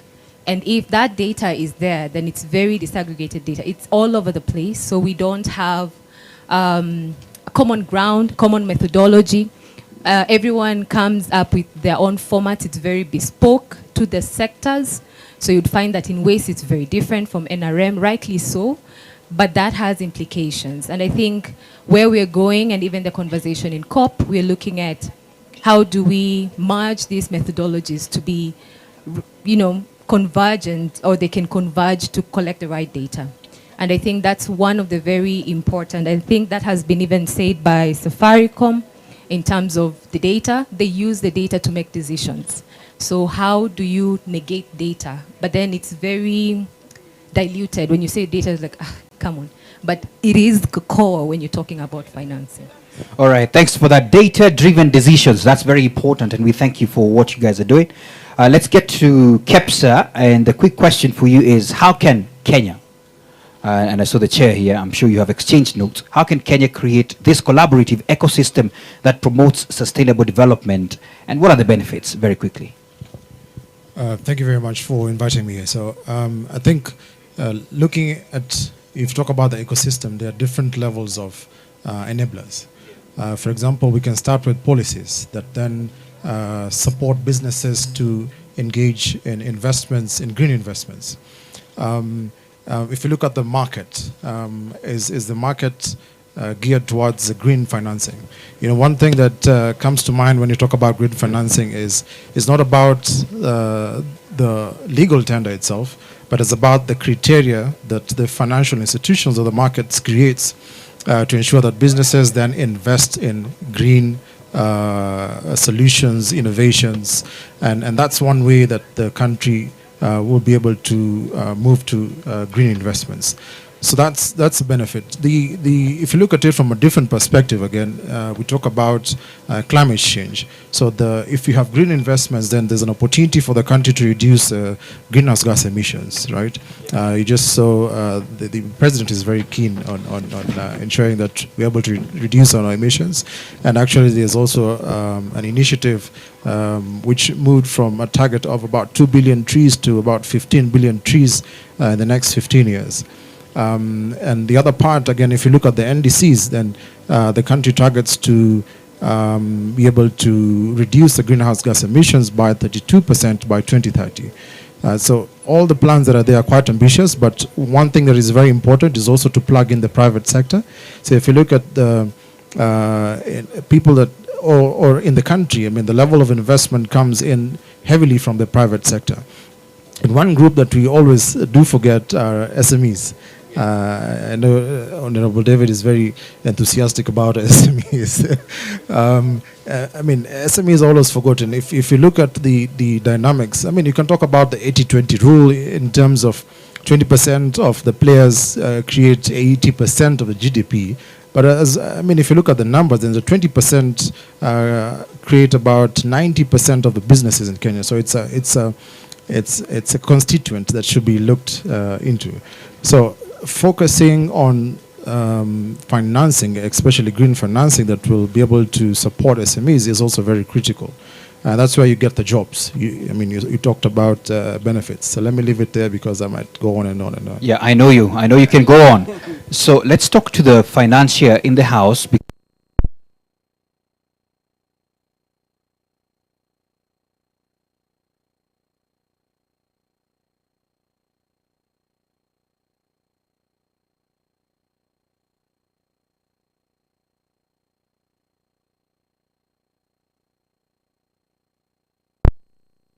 Thank you very much.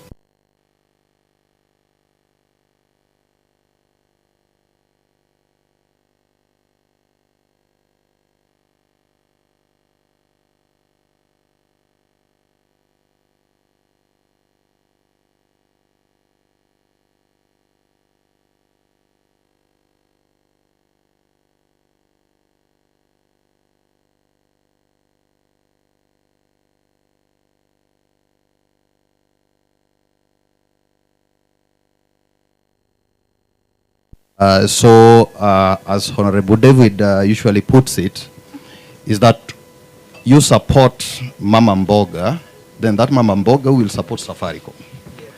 So it's kind of the bottom-up approach, but not politically. So for the banks, for us, we focus today majorly on the MSMEs. For example, as KCB, we focused like for the FLME project that is led by female. We launched a project that's led by female, but the focus on that just was post there, FF what? Can you explain it in full? FLME. Yes. Okay. It means that it is female-led and made enterprise. Oh. Excuse me, how many ladies do we have in the house who need financing from KCB? I just want to see by show of hands, do we have any that need, even you, Judy. All right, I see. Yeah, so you can see there you have this. it. It's an entry. All Okay, right. so see him after this. After this, yes. So the FLME, we call it Flame, Fund My Flame. It was launched on the 28th of October. And this is to focus on the women, and it was tagged to sustainability and the green financing. It's because it is realized that women are more keen into the sustainable agenda. And number two, women, they plug into the family wallet. So any finance that goes that direction, you will cover a long stretch. Now, one of the, I'm a man, so we are not threatened. But what we are focusing on is, number one, the business you are engaging in must speak to the sustenance of the ecosystem. You must support recycling, because as a bank or as financiers, we also churn out waste, electronic waste, paper waste, and therefore we also contribute to the degradation of the ecosystem. And so we have to partner to make sure that we go back to the green agenda. So one of the things is that whatever enterprise you are involved in must speak to the fact that you sustain the ecosystem. Number two, we talked about efficiency. You know, in terms of water usage, in terms of energy, we talk of e-mobility, which was launched. And so you have to be part of that path. So, for instance, in the manufacturing sector, you know, that's where most people have the challenges, because there are a lot of waste which is being churned out.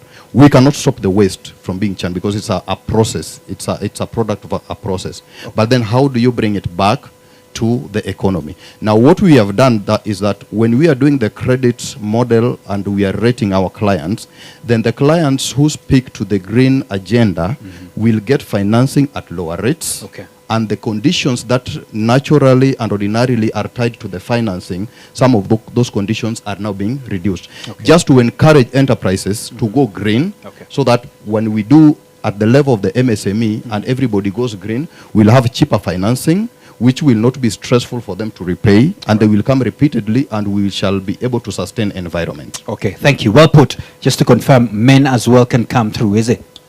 Yes. Okay, yeah, just checking. And maybe just a clarification on the female-led enterprise. It's not a female exclusive. But as a man, you can tag along. Tag along. Get a partner. Thank you. Let me come to the same sector, banks, SBM. And I know you can, I'm sure you have a comment on that, but I would also want you to as well tell us, how are you as the banking sector, preparing for the future? And what is the future we are seeing on green financing? Please. Good, thank you. So I think let me start where my colleague has stopped. It's very, very important, as I mentioned, as banks to embrace our responsibility. As long as banks do not embrace responsible lending when it comes to environment, I think we will be shooting ourselves in the foot.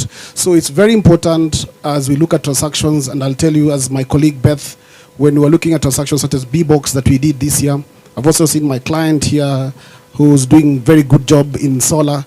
So it's very critical that we look at when you're lending, where your money is going to. Is it going to speak to the climate agenda? So to your point and to your question, the future of green financing is very bright.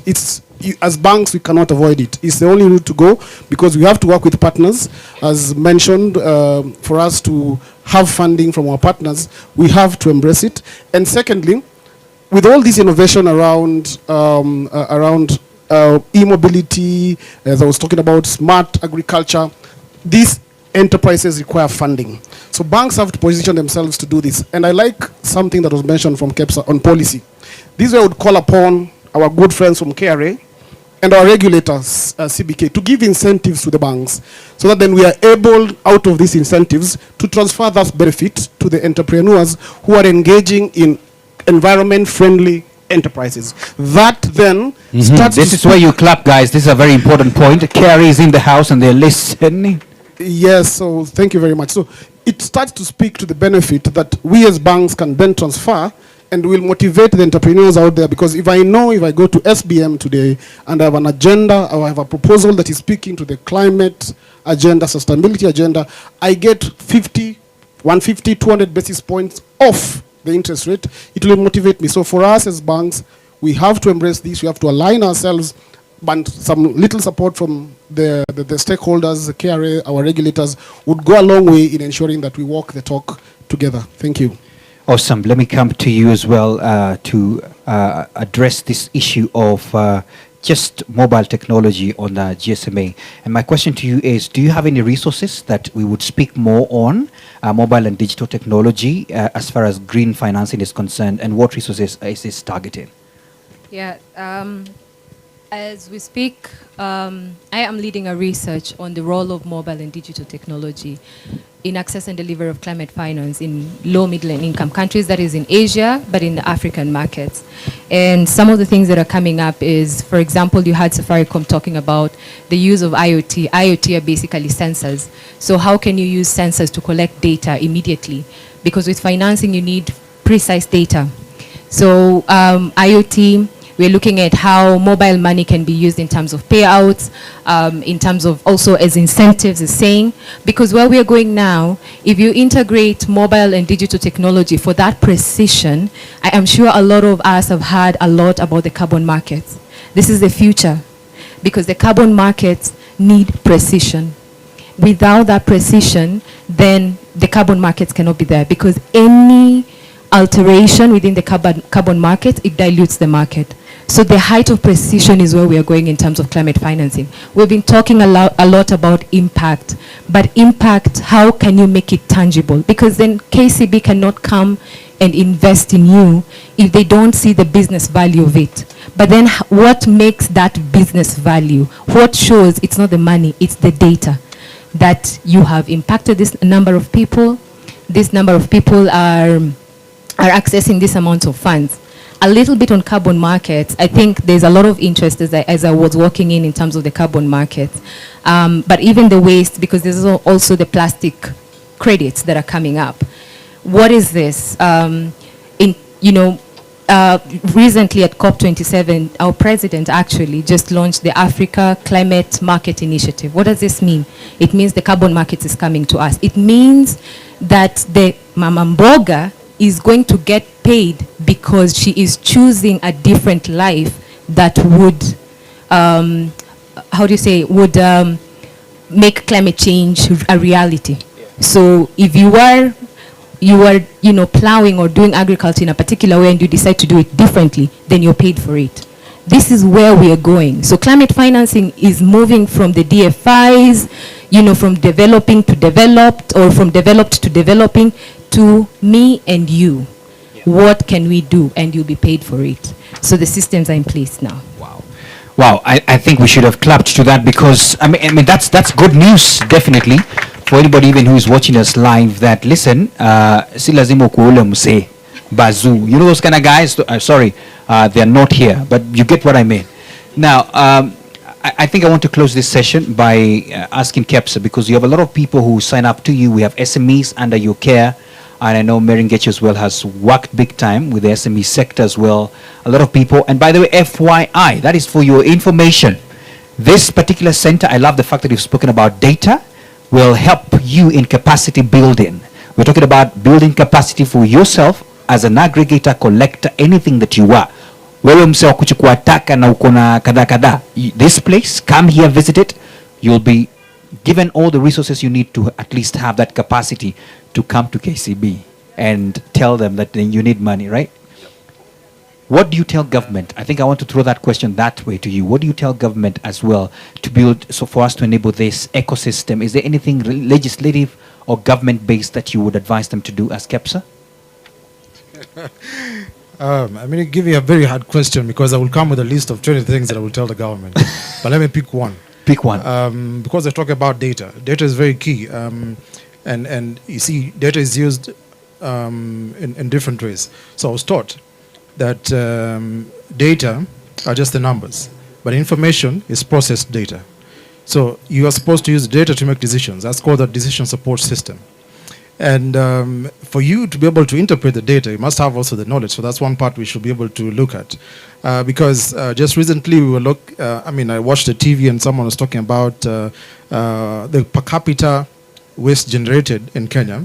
And ideally it says it's 0.5 kgs. But the translation, since in the water sector, they were saying that every human produces 0.5 kg of waste. The interpretation there was very different. If you talk about the sanitation side. So we have to look for a way for us to get the correct data and help us to make the right decision. For example, we're conducting a study in Zimbabwe, Zambia, Malawi. Generally, if you look at the three countries, I think that's also the same for Kenya. Organic waste produced accounts for about 55 to 60%. And then ideally you go into plastics, metal, and others. So that will ideally help us to valorize some of this waste that you're saying. And also the other thing, the policies that are there are quite good. Just recently, I think 2 months ago, we had the National Sustainable Waste Management Act and policy. I was almost saying bill because it took so long. And we were used to saying that, bill and policy, so it's the act. So that in itself, it's a catalyst to help the businesses now to shift because they know that their strategy will be in tandem with the policy and the laws of the land. Thank you so much for that, and at least for making it one. I know you have a list. Ladies and gentlemen, I don't have time now because our time for the panel is over, but I want to see, do I have a question? Just one or two? If you could raise up your hand to any of the panelists, I will give you a chance. Anybody? Going once, twice, cocktail. I think that's what they mean. They're saying, I think we got it. But for the ones who are online, I think all the questions that you are asking will be able to answer you back because these panelists are still with us around. So if you have any questions, please send it in. Ladies and gentlemen, please put your hands together for my great panel that was here for helping us understand finances. Thank you so much for really... And before we leave, let me just say congratulations to TakaNiMali for what they're doing. Oh, yeah, absolutely. I was almost concerned you wanted a selfie, but thank you so much. We appreciate that, and thank you so much for your session. Ladies and gentlemen, we are just about. But before then, I want to request Joe Sunday, Director Corporate Affairs, Communications and Sustainability at Unilever, to kindly come and briefly say something, and then that will be the one that ushers in our final speech of the day. Karibu sana, Joe Sunday. Yeah, and I know we look like we are well organized here, but because the cameras are facing you, I want you to speak from that amazing podium. Karibu sana. Thank you, Maina. Thank you so much. And I think you put me at a very awkward situation between guys and the cocktail, but I'll do my best. So there were a couple of engineers and PhD holders here, so I want to start by a caveat that I'm not an engineer, but my name is Joe Sunday. I take care of corporate affairs, sustainable business and communication at Unilever. So many familiar faces in the crowd today, so pleasure to be here. And I will start with a trivia. So how many of you at home separate their waste at point of use? Okay, I think that's about 2% of the total crowd. Okay, so separation means organic waste, plastic, paper, etc. So let me start by saying that actually plastic is not the problem. Okay, as a matter of fact, plastic of all the packaging materials, cans, aluminium, glass, whatever, plastic has the lowest carbon footprint. Okay? The biggest challenge for corporates is consumer behavior. Correct. Behavior change is one of the glaring challenges we have in recycling plastics. Unilever, with about 400 brands globally and 2.5 billion consumers served per day, that's the sheer scale of, of a manufacturing powerhouse. There's only one thing we can do as a business, is to turn that into force for good. Okay? So we have a couple of strategic ambition around what we do in sustainability, and our ambition is to make sustainable living commonplace. Okay? Out of that, there are 3 pillars, one of which is, of course, to improve the health of the planet, to improve health and confidence of people, and maybe to contribute to inclusive society. So those ones. Under the health of the planet, we have 3 pillars. One is regenerative nature, the other one is climate action, but the reason we are here today is waste-free world. Waste-free world meaning how can we as private sector lead through thought and action leadership to transform the way we package our products. So in 2017 thereabout, we made a couple of commitments as Unilever, 4 critical commitments. One was to reduce by half the virgin plastics that we use in our packaging. By half. It's not an easy task. Second one was to say, make 100% of our packaging to be either designed to be recycled, reused, or to be compostable. Third commitment was to say, we, through our sheer scale, as I said, through our group,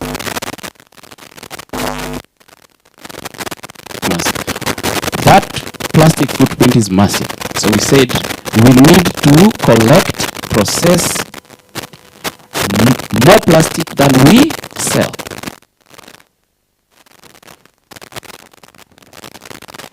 At 60,000, okay? It's such a successful story that as we speak, Unilever today is one of the pioneer companies that has closed the circular loop in packaging. If you go to your shelves in the supermarket and you picked Sunlight or Vim, and of course we have now Domestos, you'll see something written 100% recycled. What that means is we collect the plastic waste here, we take it to Mr. Green or a couple of other recyclers. They crush it into flakes, because that's the first phase that when you're processing plastic, that's the first phase. Then you turn it into pellets. We get the pellets, send it to our third-party manufacturers, the people who make for us the canisters. They bring back the canister to Unilever, and we refill the Sunlight. In other words, no virgin plastic. Okay? That is what is called circularity, and we call it circular economy. It's very difficult to get to flexes, through that chain, so we still have a bit of linear economy, but we are doing something about it. Okay? When we are not doing that through action leadership, we work with transform partners. And FCDO is here, Ernst & Young is here. Unilever has to date spent Transform program has to date disbursed about 50 million pounds, which is about 6.5 billion Kenya shillings. We work in Sub-Saharan Africa. We've touched about 75 projects. We're in about 15 countries. We've touched about 7 million lives with those projects, and we are now expanding to Southeast Asia and South America. Okay? So, as I close, well done, Mary, with your new launch today. As I said, consumer behavior is one of the critical challenges. Just as I close, the market size of plastic recycling, by the global estimate, is about 32 billion USD. By 2027, it will explode to 42 billion. So as you say, TakaNiMali, we just reinforce it. Thank you so much. Asante Sana. That is Joe Sunday, Director Corporate Affairs at Unilever East Africa. I want to just get a very quick comment because we have in the house a commissioner from the human rights. Whether there's anything that surrounds that, or I can also see as well. Yeah, that's why I'm passing the mic there. So Sarah Godana, kindly in 60 seconds say something. Thank you very much. Put the mic closer to you, then yeah, there you go. Thank you very much. I would want to congratulate Mary, a great lady who's taken a very great initiative in terms of protecting the environment, and by protecting the environment, she's protected humanity. Congratulations and keep it up.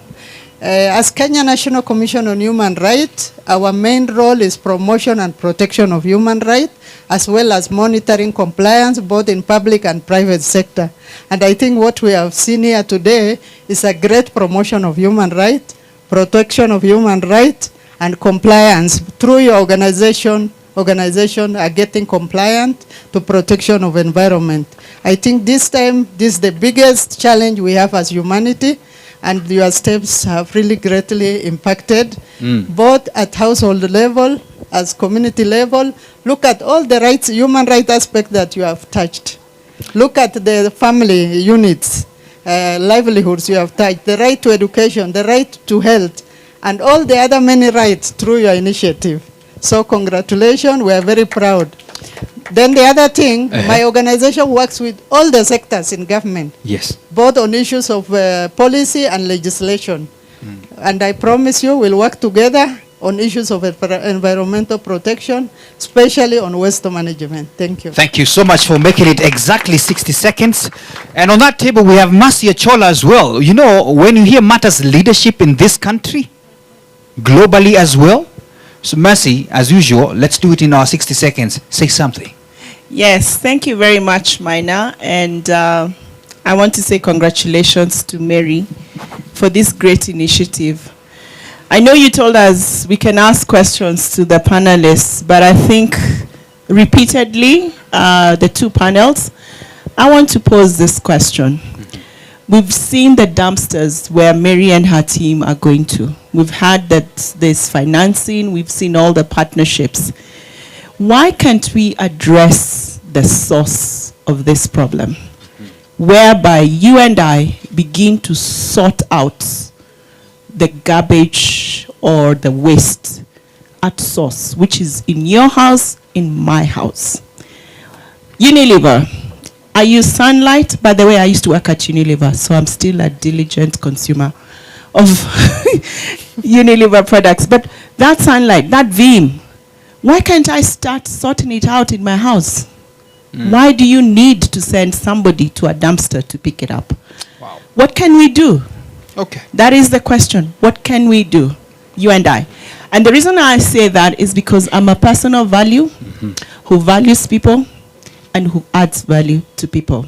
Thank you very much for this opportunity. Thank you, Mercy. My goodness, critical questions. Leaders ask questions. Guess what?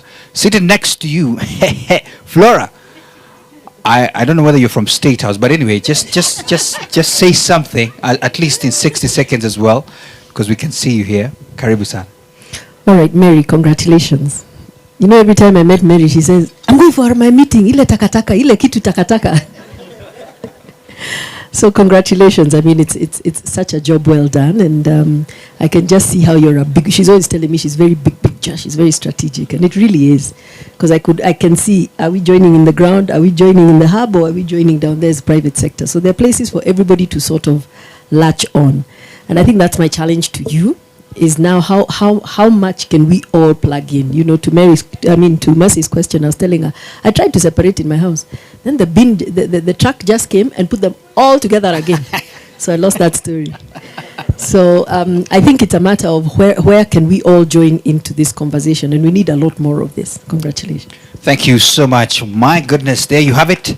Ladies keeping it at 60 seconds. Now, gentlemen in the house, it doesn't mean anything.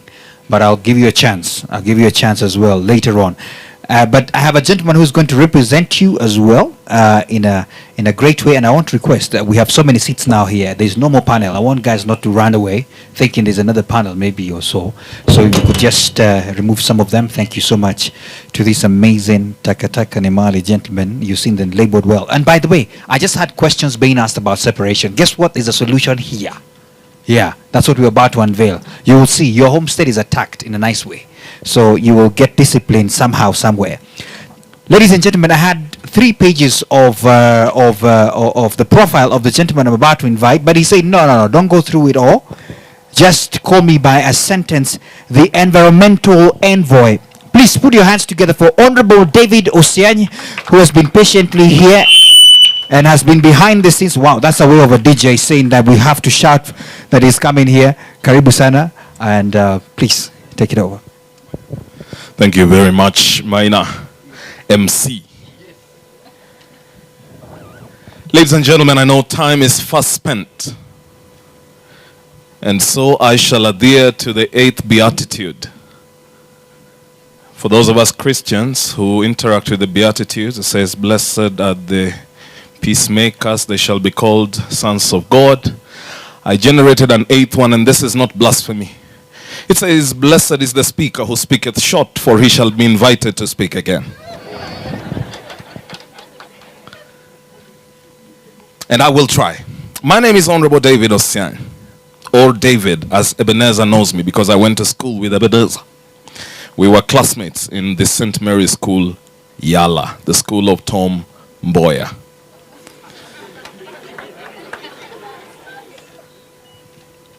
I encountered Mary and Paul, first Mary,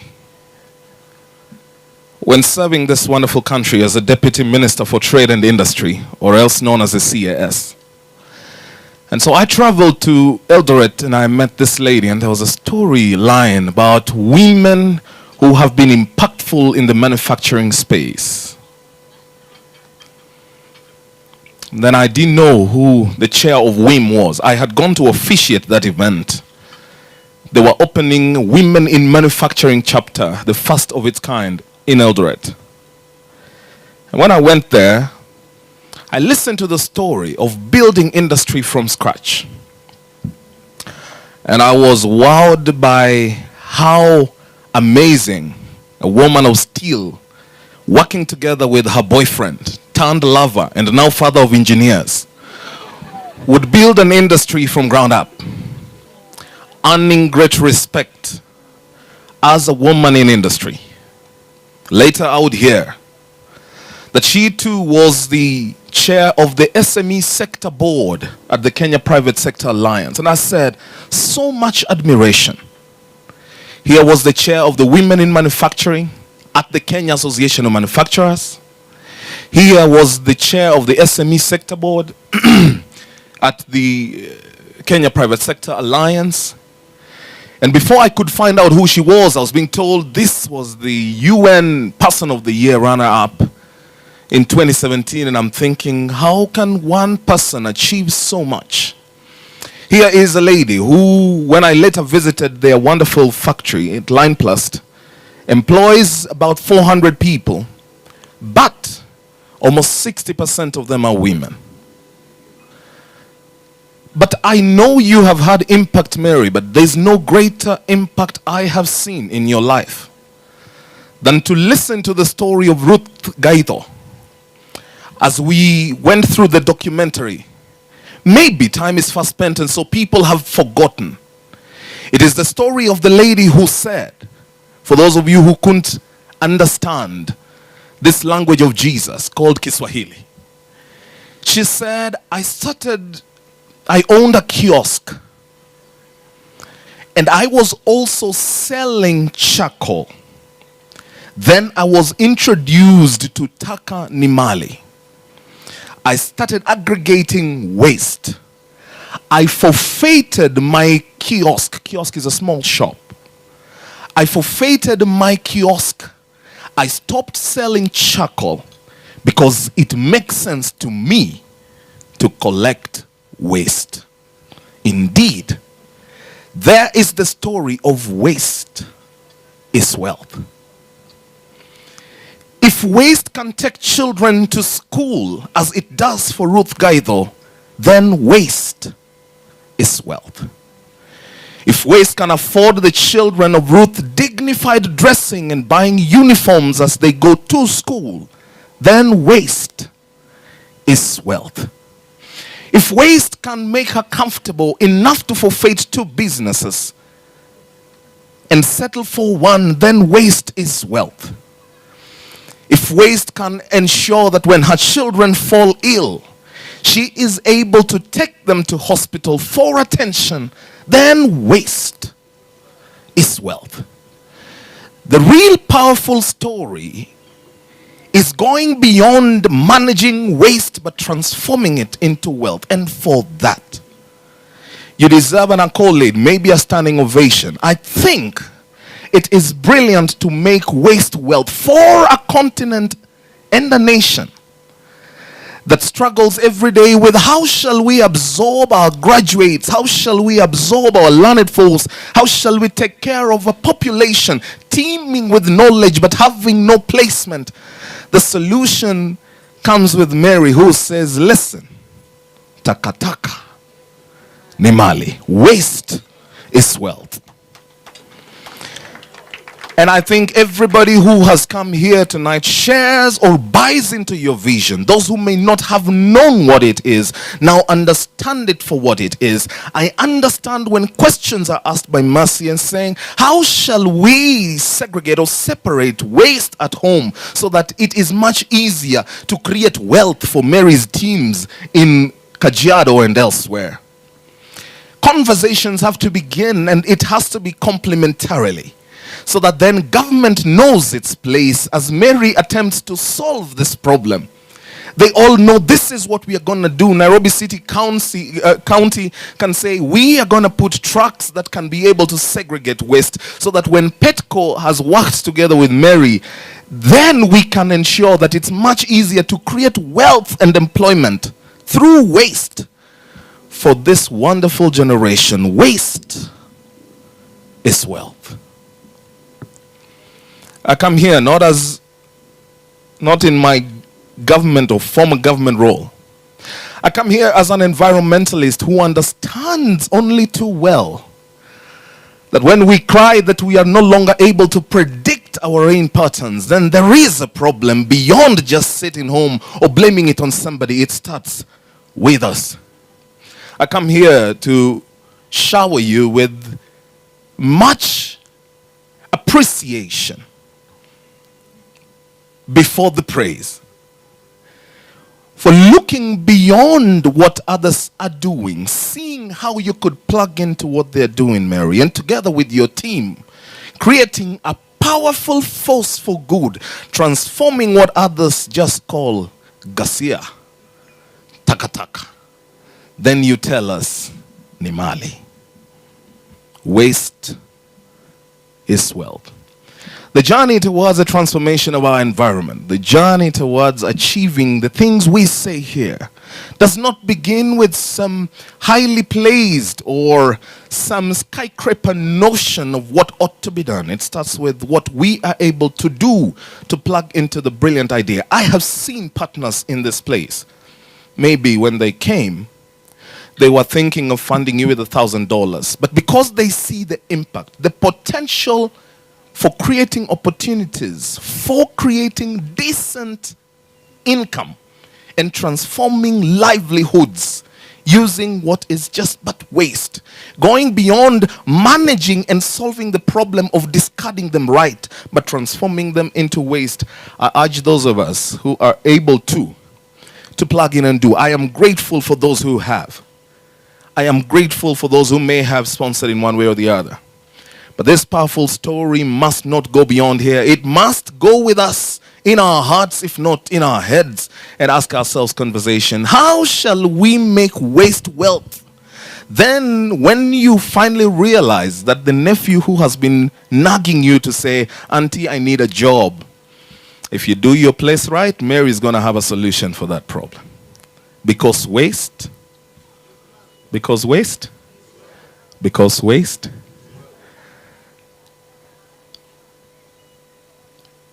I know, and I heard Paul donating his beloved wife to us to do that which she loves. But Paul, this lady is making money for Line Plus. If at all what the climate financing lady said is true. You know, Judith said, you're going to be paid if you can show us, you know, carbon markets. I see TakaNiMali as the force for good. As you people being able to tell, to see that this is our contribution to the global problem. We are not going to run away from this, because the reality is the world still needs to feed. And I know, and I have been to Line Plus, and I know from their processes, from managing the machinery to working towards a future where their packaging will not be plastic if it is achievable in the mid and long term. But as we walk towards that journey, it is useful, and it's great for corporates to learn what to do is not to just go for profit, but lace your purpose and profit with transformation of livelihood and creating solutions for the world. The ESG agenda, environmental, social, governance. I have no issue with governance. I know that Line Plus is best managed, but now here they go with ESG, impacting on the environment the right way, retracting from the environment, reusing, recycling. And Mr. Sunday of Unilever has spoken beautifully about what is achievable, the reality, and whether plastic is the problem. And he says it is not the problem. It is a small problem of the bigger problem, but a problem nonetheless. Hence the intervention by TakaNiMali. Ladies and gentlemen, I shall keep to my beatitude. I could speak days on end, because this is a matter close to my heart. And I come here as the United Nations Environmental Program and Buyer Environmental Envoy. It's a passion in the morning and a passion at dusk. When we leave here, forget everything else. Just know that waste is wealth, and create an opportunity for someone out there who will, like Ruth Gaitho, depend on you disposing of that waste correctly so that they could make a living for themselves and their families. It's been my honor and pleasure. Have a beautiful evening.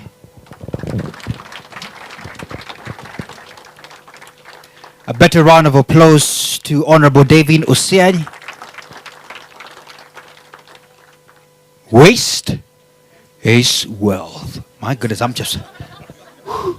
I was trying. I think the cocktail messed me up, but wow. But you're also a very great speaker, and we appreciate that gift. Yeah, if I was the government of the day, I would not let you go. But I'm just saying. And, yeah, absolutely. Now, ladies and gentlemen, we have come to the end of speeches. Anyway, that doesn't deserve a clap, but it's okay. I understand. But we are at the moment of the unveiling of the app, and I want to request our host, Mary, the advocate of TakaNiMali, as we unveil this particular app. And what else are we doing? We're also unveiling or launching this particular center, the place where capacity building shall be done. I also want to request the representative from Unilever to kindly come. I can see him there. Please come to the stage as well. We also have a representative from Safaricom and Airtel. These are very important persons here. Kindly come, join Mary on the stage. There is a reason why I need her to get this company. And of course, the man who has put it very well, waste is, well, kindly as well. Please come, please come, please come. I'm sure if there's anything else you will forget, you will not forget that TakaNiMali. Oh, he just came in. Just say hi. First of all, there's some thunder just popped in here. Please say hi, say hi, say hi. Hi, everyone. Hi. Yeah, that's enough. No, my name is Lako Cheng. I'm Managing Director for Unilever. And I'm happy to be here. Unfortunately, I had a bit of a clash, so I apologize for coming late, but I'm glad to be here. Thank you, Barry. Thank you so much. I can assure you are well represented here. Absolutely. Ladies and gentlemen, I want us to actually let the screen be seen. So two of us on this end, I think we can help with the banners as well, so that at least everybody can be able to see this. This is the launch. And the reason behind us being here is witnessing this as well. And I want to request the tech team to play the countdown. There you go. 7, 6, 5, 4, 3, 2, 1. Ladies and gentlemen, TakaNiMali up. There you have it. It's the beautiful launch. Right now, if you go to the Play Store and check TakaNiMali, or if you're the iPhone kind of person, if you go there, you will find it right there. And there you have it. Please, one more round of applause for this launch. I can tell you, here we don't have confetti because we are recyclers. This is how we do our thing. So if you're waiting for some dust, and don't worry, this is how we do it. There you have it. That's the launch. That's how it looks like. The mobile app. Check it out. The TTNM mobile app, TakaNiMali app. There you have it. You can go log in. You can see how you can sign in. It's showing you a bit of it. How it looks like, the interfaces. You put in your email and you're getting in right there. Does it work right now? That is an answer that we will answer right away. The Waste Entrepreneur Toolkit as well, enabling you as well to have a lot of information for yourself. If you want to be trained as well on matters circular economy, right here on this app, you'll get all that information. One more round of applause to this amazing application that is already in your mobile phones. I want to appreciate our guests. I know I had to bring you forward. Please take your seats, but at this moment I want to call upon David. David, kindly. David, if you could. Oh, sorry. We needed one photo, all of us. Sorry. Sorry. I know I rushed this cocktail. Anyway, please come through. We need to take some pictures. Yeah. So we want to see that logo. Please make sure the slide is showing the logo somehow. There you go. Stop it at that. And then just open it up fully. Thank you. Thank you, sir. So we want to see that. GSME, where are you? We called you here. Where are you? Where are you? Where are you? Oh, there you go. I think he was still meditating or something. But Karibu Sana, we wanted you here because you're part and parcel of making this work. There you have it. Let's have some photos there. Smile to the cameras because they're taking this out. They're taking this up. I know, there you have it. Keep smiling at it. There you go. Yeah, there's more coming. There you go. Come closer now to this. Allow yourself to have this session. Oh, wow. There you go. Just hold it like you mean it. There you go. Make sure Mary can be seen. Yes, I'm a bit protective. There you go. Yeah. Wonderful. Karibu hapo. Yes. The Safaricom in the house needs to be seen as well. There you go. Yeah. The gentleman. Yeah, there you go. Yeah. When we sit down, it's only for the men. The ladies just smile. That's a good one. There you go. That's a good photo. Keep smiling. Down a bit. There you go. Down, but maintain the smile. There you go. TakaNiMali mobile app launched already. Have you downloaded, by the way? But don't try to sign in yet. I'll tell you when to sign in. But you can download. Yeah, there you go. Are we still smiling? Put it down now. Whoa, this one is the global winner photographer. When he says do it, do it. Yeah, there you go. Yeah, as they shake hands, there you go. Whoa. TakaNiMali app launched right here. My goodness, this is beautiful. This is lovely. We are more than happy this is happening. There you have it. Are you ready? Excellent. Thank you so much to our guests. Thank you so much. And I want to request very fast, David. David, come tell us, what is this app all about? Are we able to do this now, or what is happening? What are you looking for? Please appreciate David. Please, he works right here. Digital strategist here at TakaNiMali. Asante sana DJ, very quickly. David is digital, so he does it in 2 minutes and we are done. Please go ahead, sir. All protocols observed. Good evening, everyone. Good evening. My name is David Ngetru. I'm the lead digital strategy, digital strategy executive in TakaNiMali. And before I go on, first I want to acknowledge some of our technical partners who have helped us in implementing this journey so far. So on the left, we have, on the right, we have David, my namesake. There you go. So he has started with us since we started this project with UNDP, and we've been able to get it to actually launch and pilot this in Kajiado County. And on my left, we have Tom. So Tom is from a company called Fitz, and here they have also joined us on this journey in developing this app up to where it is right now. So first of all, I want to clarify that the app is currently available on the Play Store, and it's not yet on the App Store. It's one of the reasons that we require support, because as we are looking to scale it up and make it available for everyone, we need it to be available for, on different platforms that everyone can be able to access it and be part of this ecosystem. So what is this ecosystem?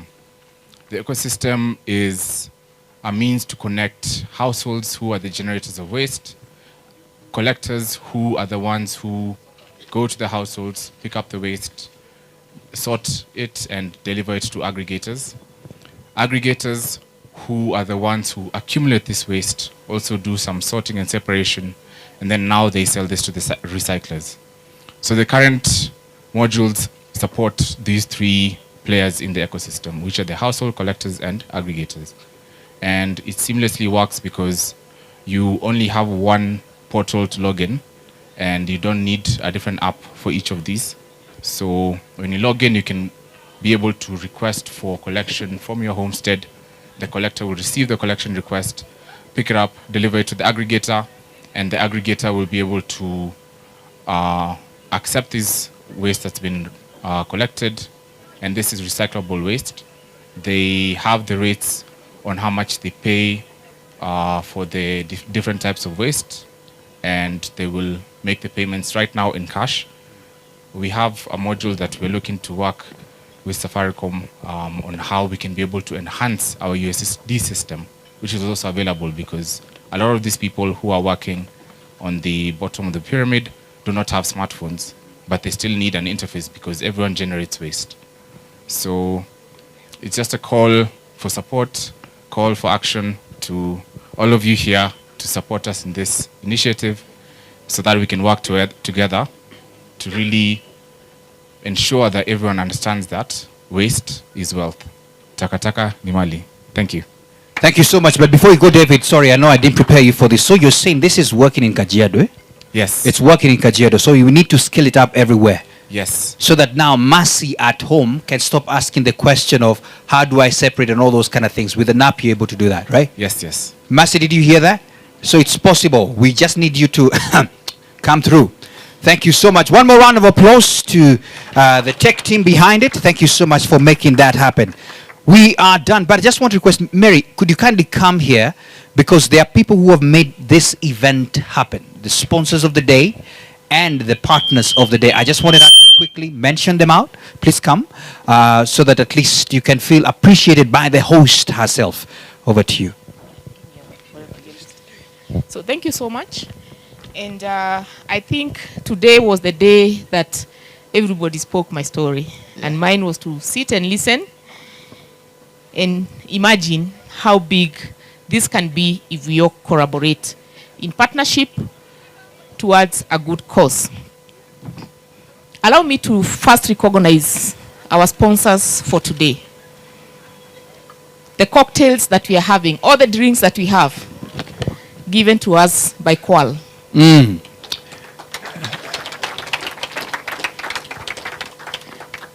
All the waters that we are drinking, given to us by Coke. There you go. We have bottles of whiskey. I don't know whether you have been served whiskey or it is coming. It's already over. Courtesy of EABL. Oh. So there's a lot of cocktails to drink around. We have a lot of water and juices. Courtesy of Kevian Kenya. Wow.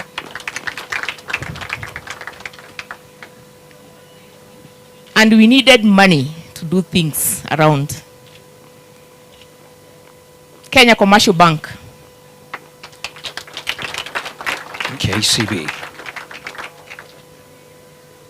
And the person who saved the major part of this event in finances, SBM Bank. We have other partners who have promised today on this stage that they are going to work with us, and we'll be reaching out for them so that they can be able to work with us. We have our other partners through Line Plus Group. Line Plus Group has also supported us financially. Na tunakula mbuzi after this, courtesy of our chairman. Kuna nyama ya mbuzi, courtesy of our chairman. Yeah. Zeng Hong, Kenya Limited. Siwasima ametuwaone. Zeng Hong. Zeng Hong, Kenya Limited. They have also financially supported us. Safer Power. They have also supported us financially. And our greatest partner in communication. When we started our journey of TakaNiMali, I think one of the things as SME people of industry area that we did not appreciate was the power of communication. But when you want to change the mindset of the community, you cannot do that without communication. Crestwood rebranded us. They have been doing our social media. They have done the documentary that we have run today. They have done all the digital conversation that you have seen around. They've been not just our sponsors, but our partners. And allow me to say, this is the side hustle for Mheshimiwa when he's not in the government. So he's been the part of the journey as Crestwood, and they have supported us. Our partners. We have partners that we have worked with, and they are the ones who have enabled this ecosystem to work. Because if we did not have Vince Plastics, who buy recyclables from our aggregators, then it would not make sense for our aggregators to aggregate the waste. If we did not have the waste center, who take the electronic waste from our aggregators, it would not make sense for the aggregators. If we did not have Mr. Green Africa, I'm sure they are here. We are working with them heavily in Rongai and Kajiado. They are buying all the recyclables plastics in Kajiado, in Rongai and Gong. And we also have Taka Solution. Taka Solution, currently they are the ones who are buying the recyclables from our Kitengela dump site. Line Plus Group is also our partner, because initially when we started and we did not have partners who are financially supporting us, they are the ones who walked us that journey until we've been able to get other partners. The Kenya Association of Manufacturers, they've been our partners, because anytime we call, they bring for us forward the manufacturers, they give us donation in kind, and we also execute trainings with them. Petco has been our partner, because they bring on board all the recyclers who are recycling plastics, and our aggregators have gotten market of where they would sell their the recyclables. We are officially going to be having partnerships that we need to sign MOUs today. And I'm hoping that those partnership Maina will explain what those partnerships will bring on board. I do not want to say what those partnerships are. Maina will do that. I also want to thank all of you, because you're partners on board. Even if I've not mentioned you here, you are partners on board, and this is the reason why you're here. So we are calling upon our synergy so that we work together and we make our environment clean and we grow. We take our conversation from Nairobi to COP. I've forgotten someone else who's in the room, Dr. Sankare. Allow me to invite you here. I call Dr. Sankare because he has been the Chief Environment Officer for Kajiado County. And when we went to Kajiado County, the Kajiado County did not understand what we are talking about as waste is wealth. And this gentleman single-handedly has made it possible for us to implement our projects in Kajiado. What you have seen here today, it is his contribution because he understands the environment and he's also an academia and he sits in my board of advisory for TakaNiMali. Thank you, Daktari. When we started and we had an idea that we had not actualized, UNDP, thank you so much for listening to that conversation that Carol was talking about, that it did not make sense, but they did give us resources to actualize the idea. And when we actualized the idea, then we got a bigger partner, Transform. And Transform is partnership of Ernst & Young, Unilever, and FCDO. I had a whole week last week taking them to the dump site to see what is happening in the dump site, and they are the ones who have enabled us to do what we are doing. And I think what we are showing is the strength of partnership to collaborate and work with the community so that we can be able to empower them and meet our objectives. I don't know whether I've forgotten any other partner, but feel appreciated because we are doing what we are doing for a good cause. And I'm sure it's not for Mary to stand here and appreciate all of us. Thank you so much.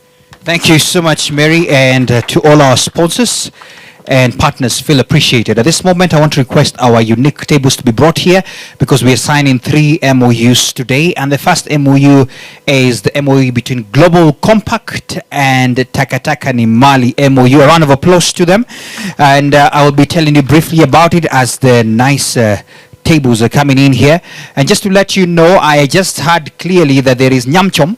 So just live at your own risk, if I may use that word.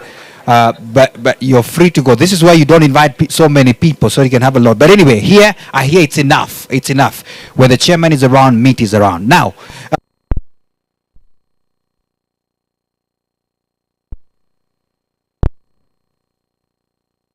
these areas of collaboration, and one of it is breaking down of the sustainability principles for SME and CBO uptake. That's number one, SME and CBO uptake, just breaking down of sustainability principles.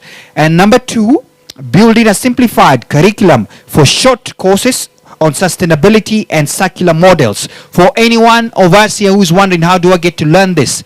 Under this MOU with Global Compact and TakaNiMali, there will be a breakdown, there will be a build-up of simplified curriculums for short courses on sustainability. I want to request the 2 leads in this particular one to kindly take the stage as the MOUs are brought here. So Mary, if you could kindly come, and as well as Judy, representing Global Compact, and let the MOUs come. I want to believe that we have, absolutely, the pens are here. I have a feeling they're also made from recyclable material. This place, everything is environmental friendly. Once again, this MOU, breaking down sustainability principles for SMEs, uptake, building a simplified curriculum for short courses on sustainability and circularity models, and establishment of a collaborative training center for organizations on ESGs, and integrating the sustainability curriculum into the digital platform that we have just launched today for remote learning. So wherever you are, you will be able to get integrated into this learning. And as we speak right now, the MOU is being signed by both organizations. I can see copies being ran across. Thank you so much. So whatever you are, don't ask about, oh, what is ESGs? I'm an SME. You can get to learn. And this is the center where once you are here, you'll be able to get all that. So we have established in this MOU a collaborative training center for anyone, organizations, to learn about ESGs and sustainable waste management. Pen to paper being done right away, breaking down of all these principles for SMEs and all that. For all those who are asking for nyama, we have to wait for the MOU to be signed. And it's being done right here. There you go. It has to be very meticulous because this is being kept in safe custody. And I can see that we are almost there. And this desire, we talked about partnerships, is very important, especially with such an impactful organizations around the globe and representing us right here in Kenya. I see we are set. I want to request that we put them all back and then we can have an exchange and a handshake as well for the sake of recognizing this moment and tapping it in the... There you go. There you have it. Ladies and gentlemen, a round of applause to the two organization leaders for signing in this MOU. There you have it. Let's have a handshake as well. There you go. There you go. And good smiles happening. There you have it. And the MOU is signed. Thank you so much. They want you to exchange a bit. Oh, there you have it. Thank you so much. There you have it. That's a powerful signing in that has just happened. Asanteni sana. Global Compact for recognizing TakaNiMali as a partner of choice as well in this matter. I want to request as well that we have the KEPSA representative to kindly come as well, because we are signing an MOU as well with KEPSA. And this is important because the representatives of all matters private sector, and this one as well has 3 key pillars that we will see being impacted as they sign, and I want to let you know what this will mean.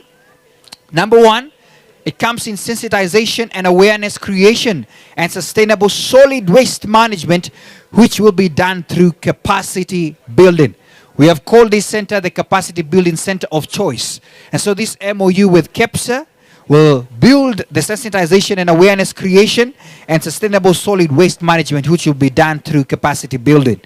The second pillar is utilization of TakaNiMali platform to obtain waste data research. We know KEPSA needs to do a lot of this, and through TakaNiMali, this MOU will enable them to obtain waste data research. And finally, the executive project consultancies together with sustainable solid waste management to enhance a circular economy for a linear economy. That's a powerful 3-pillar MOU being signed there with KEPSA. Once again, sensitization and awareness creation on sustainable solid waste management, utilization of TakaNiMali platform to obtain waste data research, and finally, executive consultancies together with sustainable solid waste management to enhance a circular economy and linear economy. A round of applause to the two leaders, KEPSA and TakaNiMali, signing that MOU agreement that this is going to be happening. And we are very happy that this is happening as well. Beautiful. Kila mtu achukue yake, waangaliane, wapeane kwa picha. Thank you for my Swahili. Now, there you go. Asante sana. We appreciate you for that signing and representation with KEPSA. A round of applause to KEPSA representative for making this happen. And I want to request now, PETCO representative, PETCO kindly come through. PETCO is very key as well in this because they are big when it comes to matters waste. So I want to request that we have PETCO representation in the house. And I can see a banner courtesy of PETCO as well can be brought closer so that at least we can have this. And I'll be telling you, yes, just the sign-in page. I'll be telling you the 4 pillars that will inform this MOU. Number 1, improving the standards of waste management in the informal sector. Very critical. This is being signed to improve the standards of waste management in the informal sector.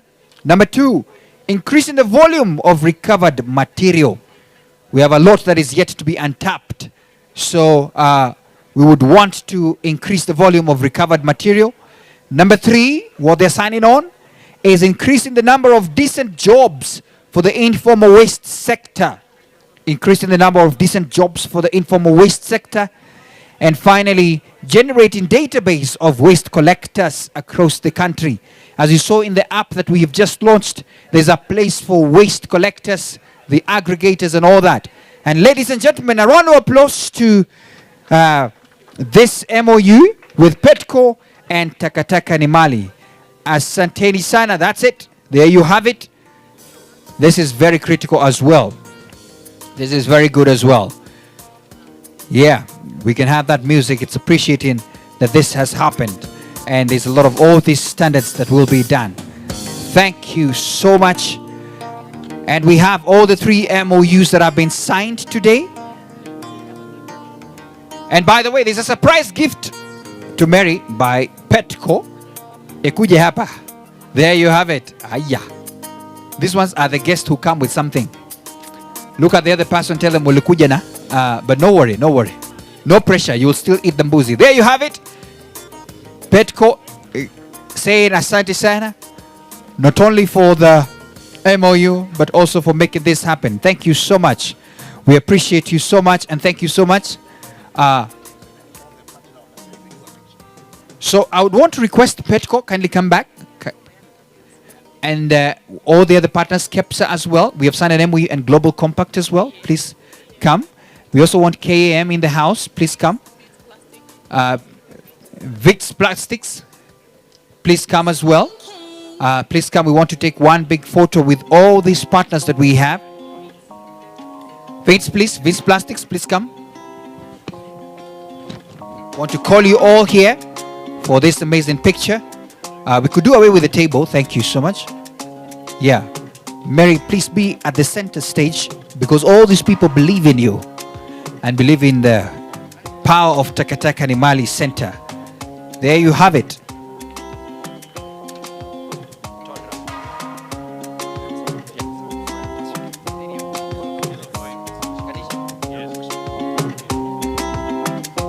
Let's have the particular MOUs. Just hold it. Don't worry. The picture will not capture the name. It's fine. But just hold it. Read it like you mean it. I know. I don't know whether I left one more somewhere there. There you go. There you go. Yeah.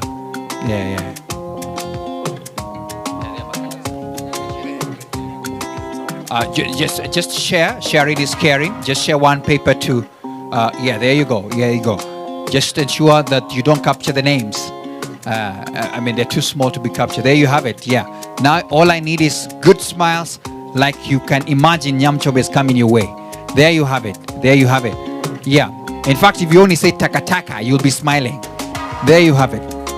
Congratulations for all these partners in making this happen. We appreciate you for this amazing session. There you go. Asanteni sana. Now we can give back the papers, the diamond ones, back to the holders. But you can shake hands there. You can smile in there. Those are still very good photos to show. There you have it. Ladies and gentlemen, as you can hear, the music is welcoming that Nyamchom is ready and waiting. And I want to appreciate, especially those people who made this happen.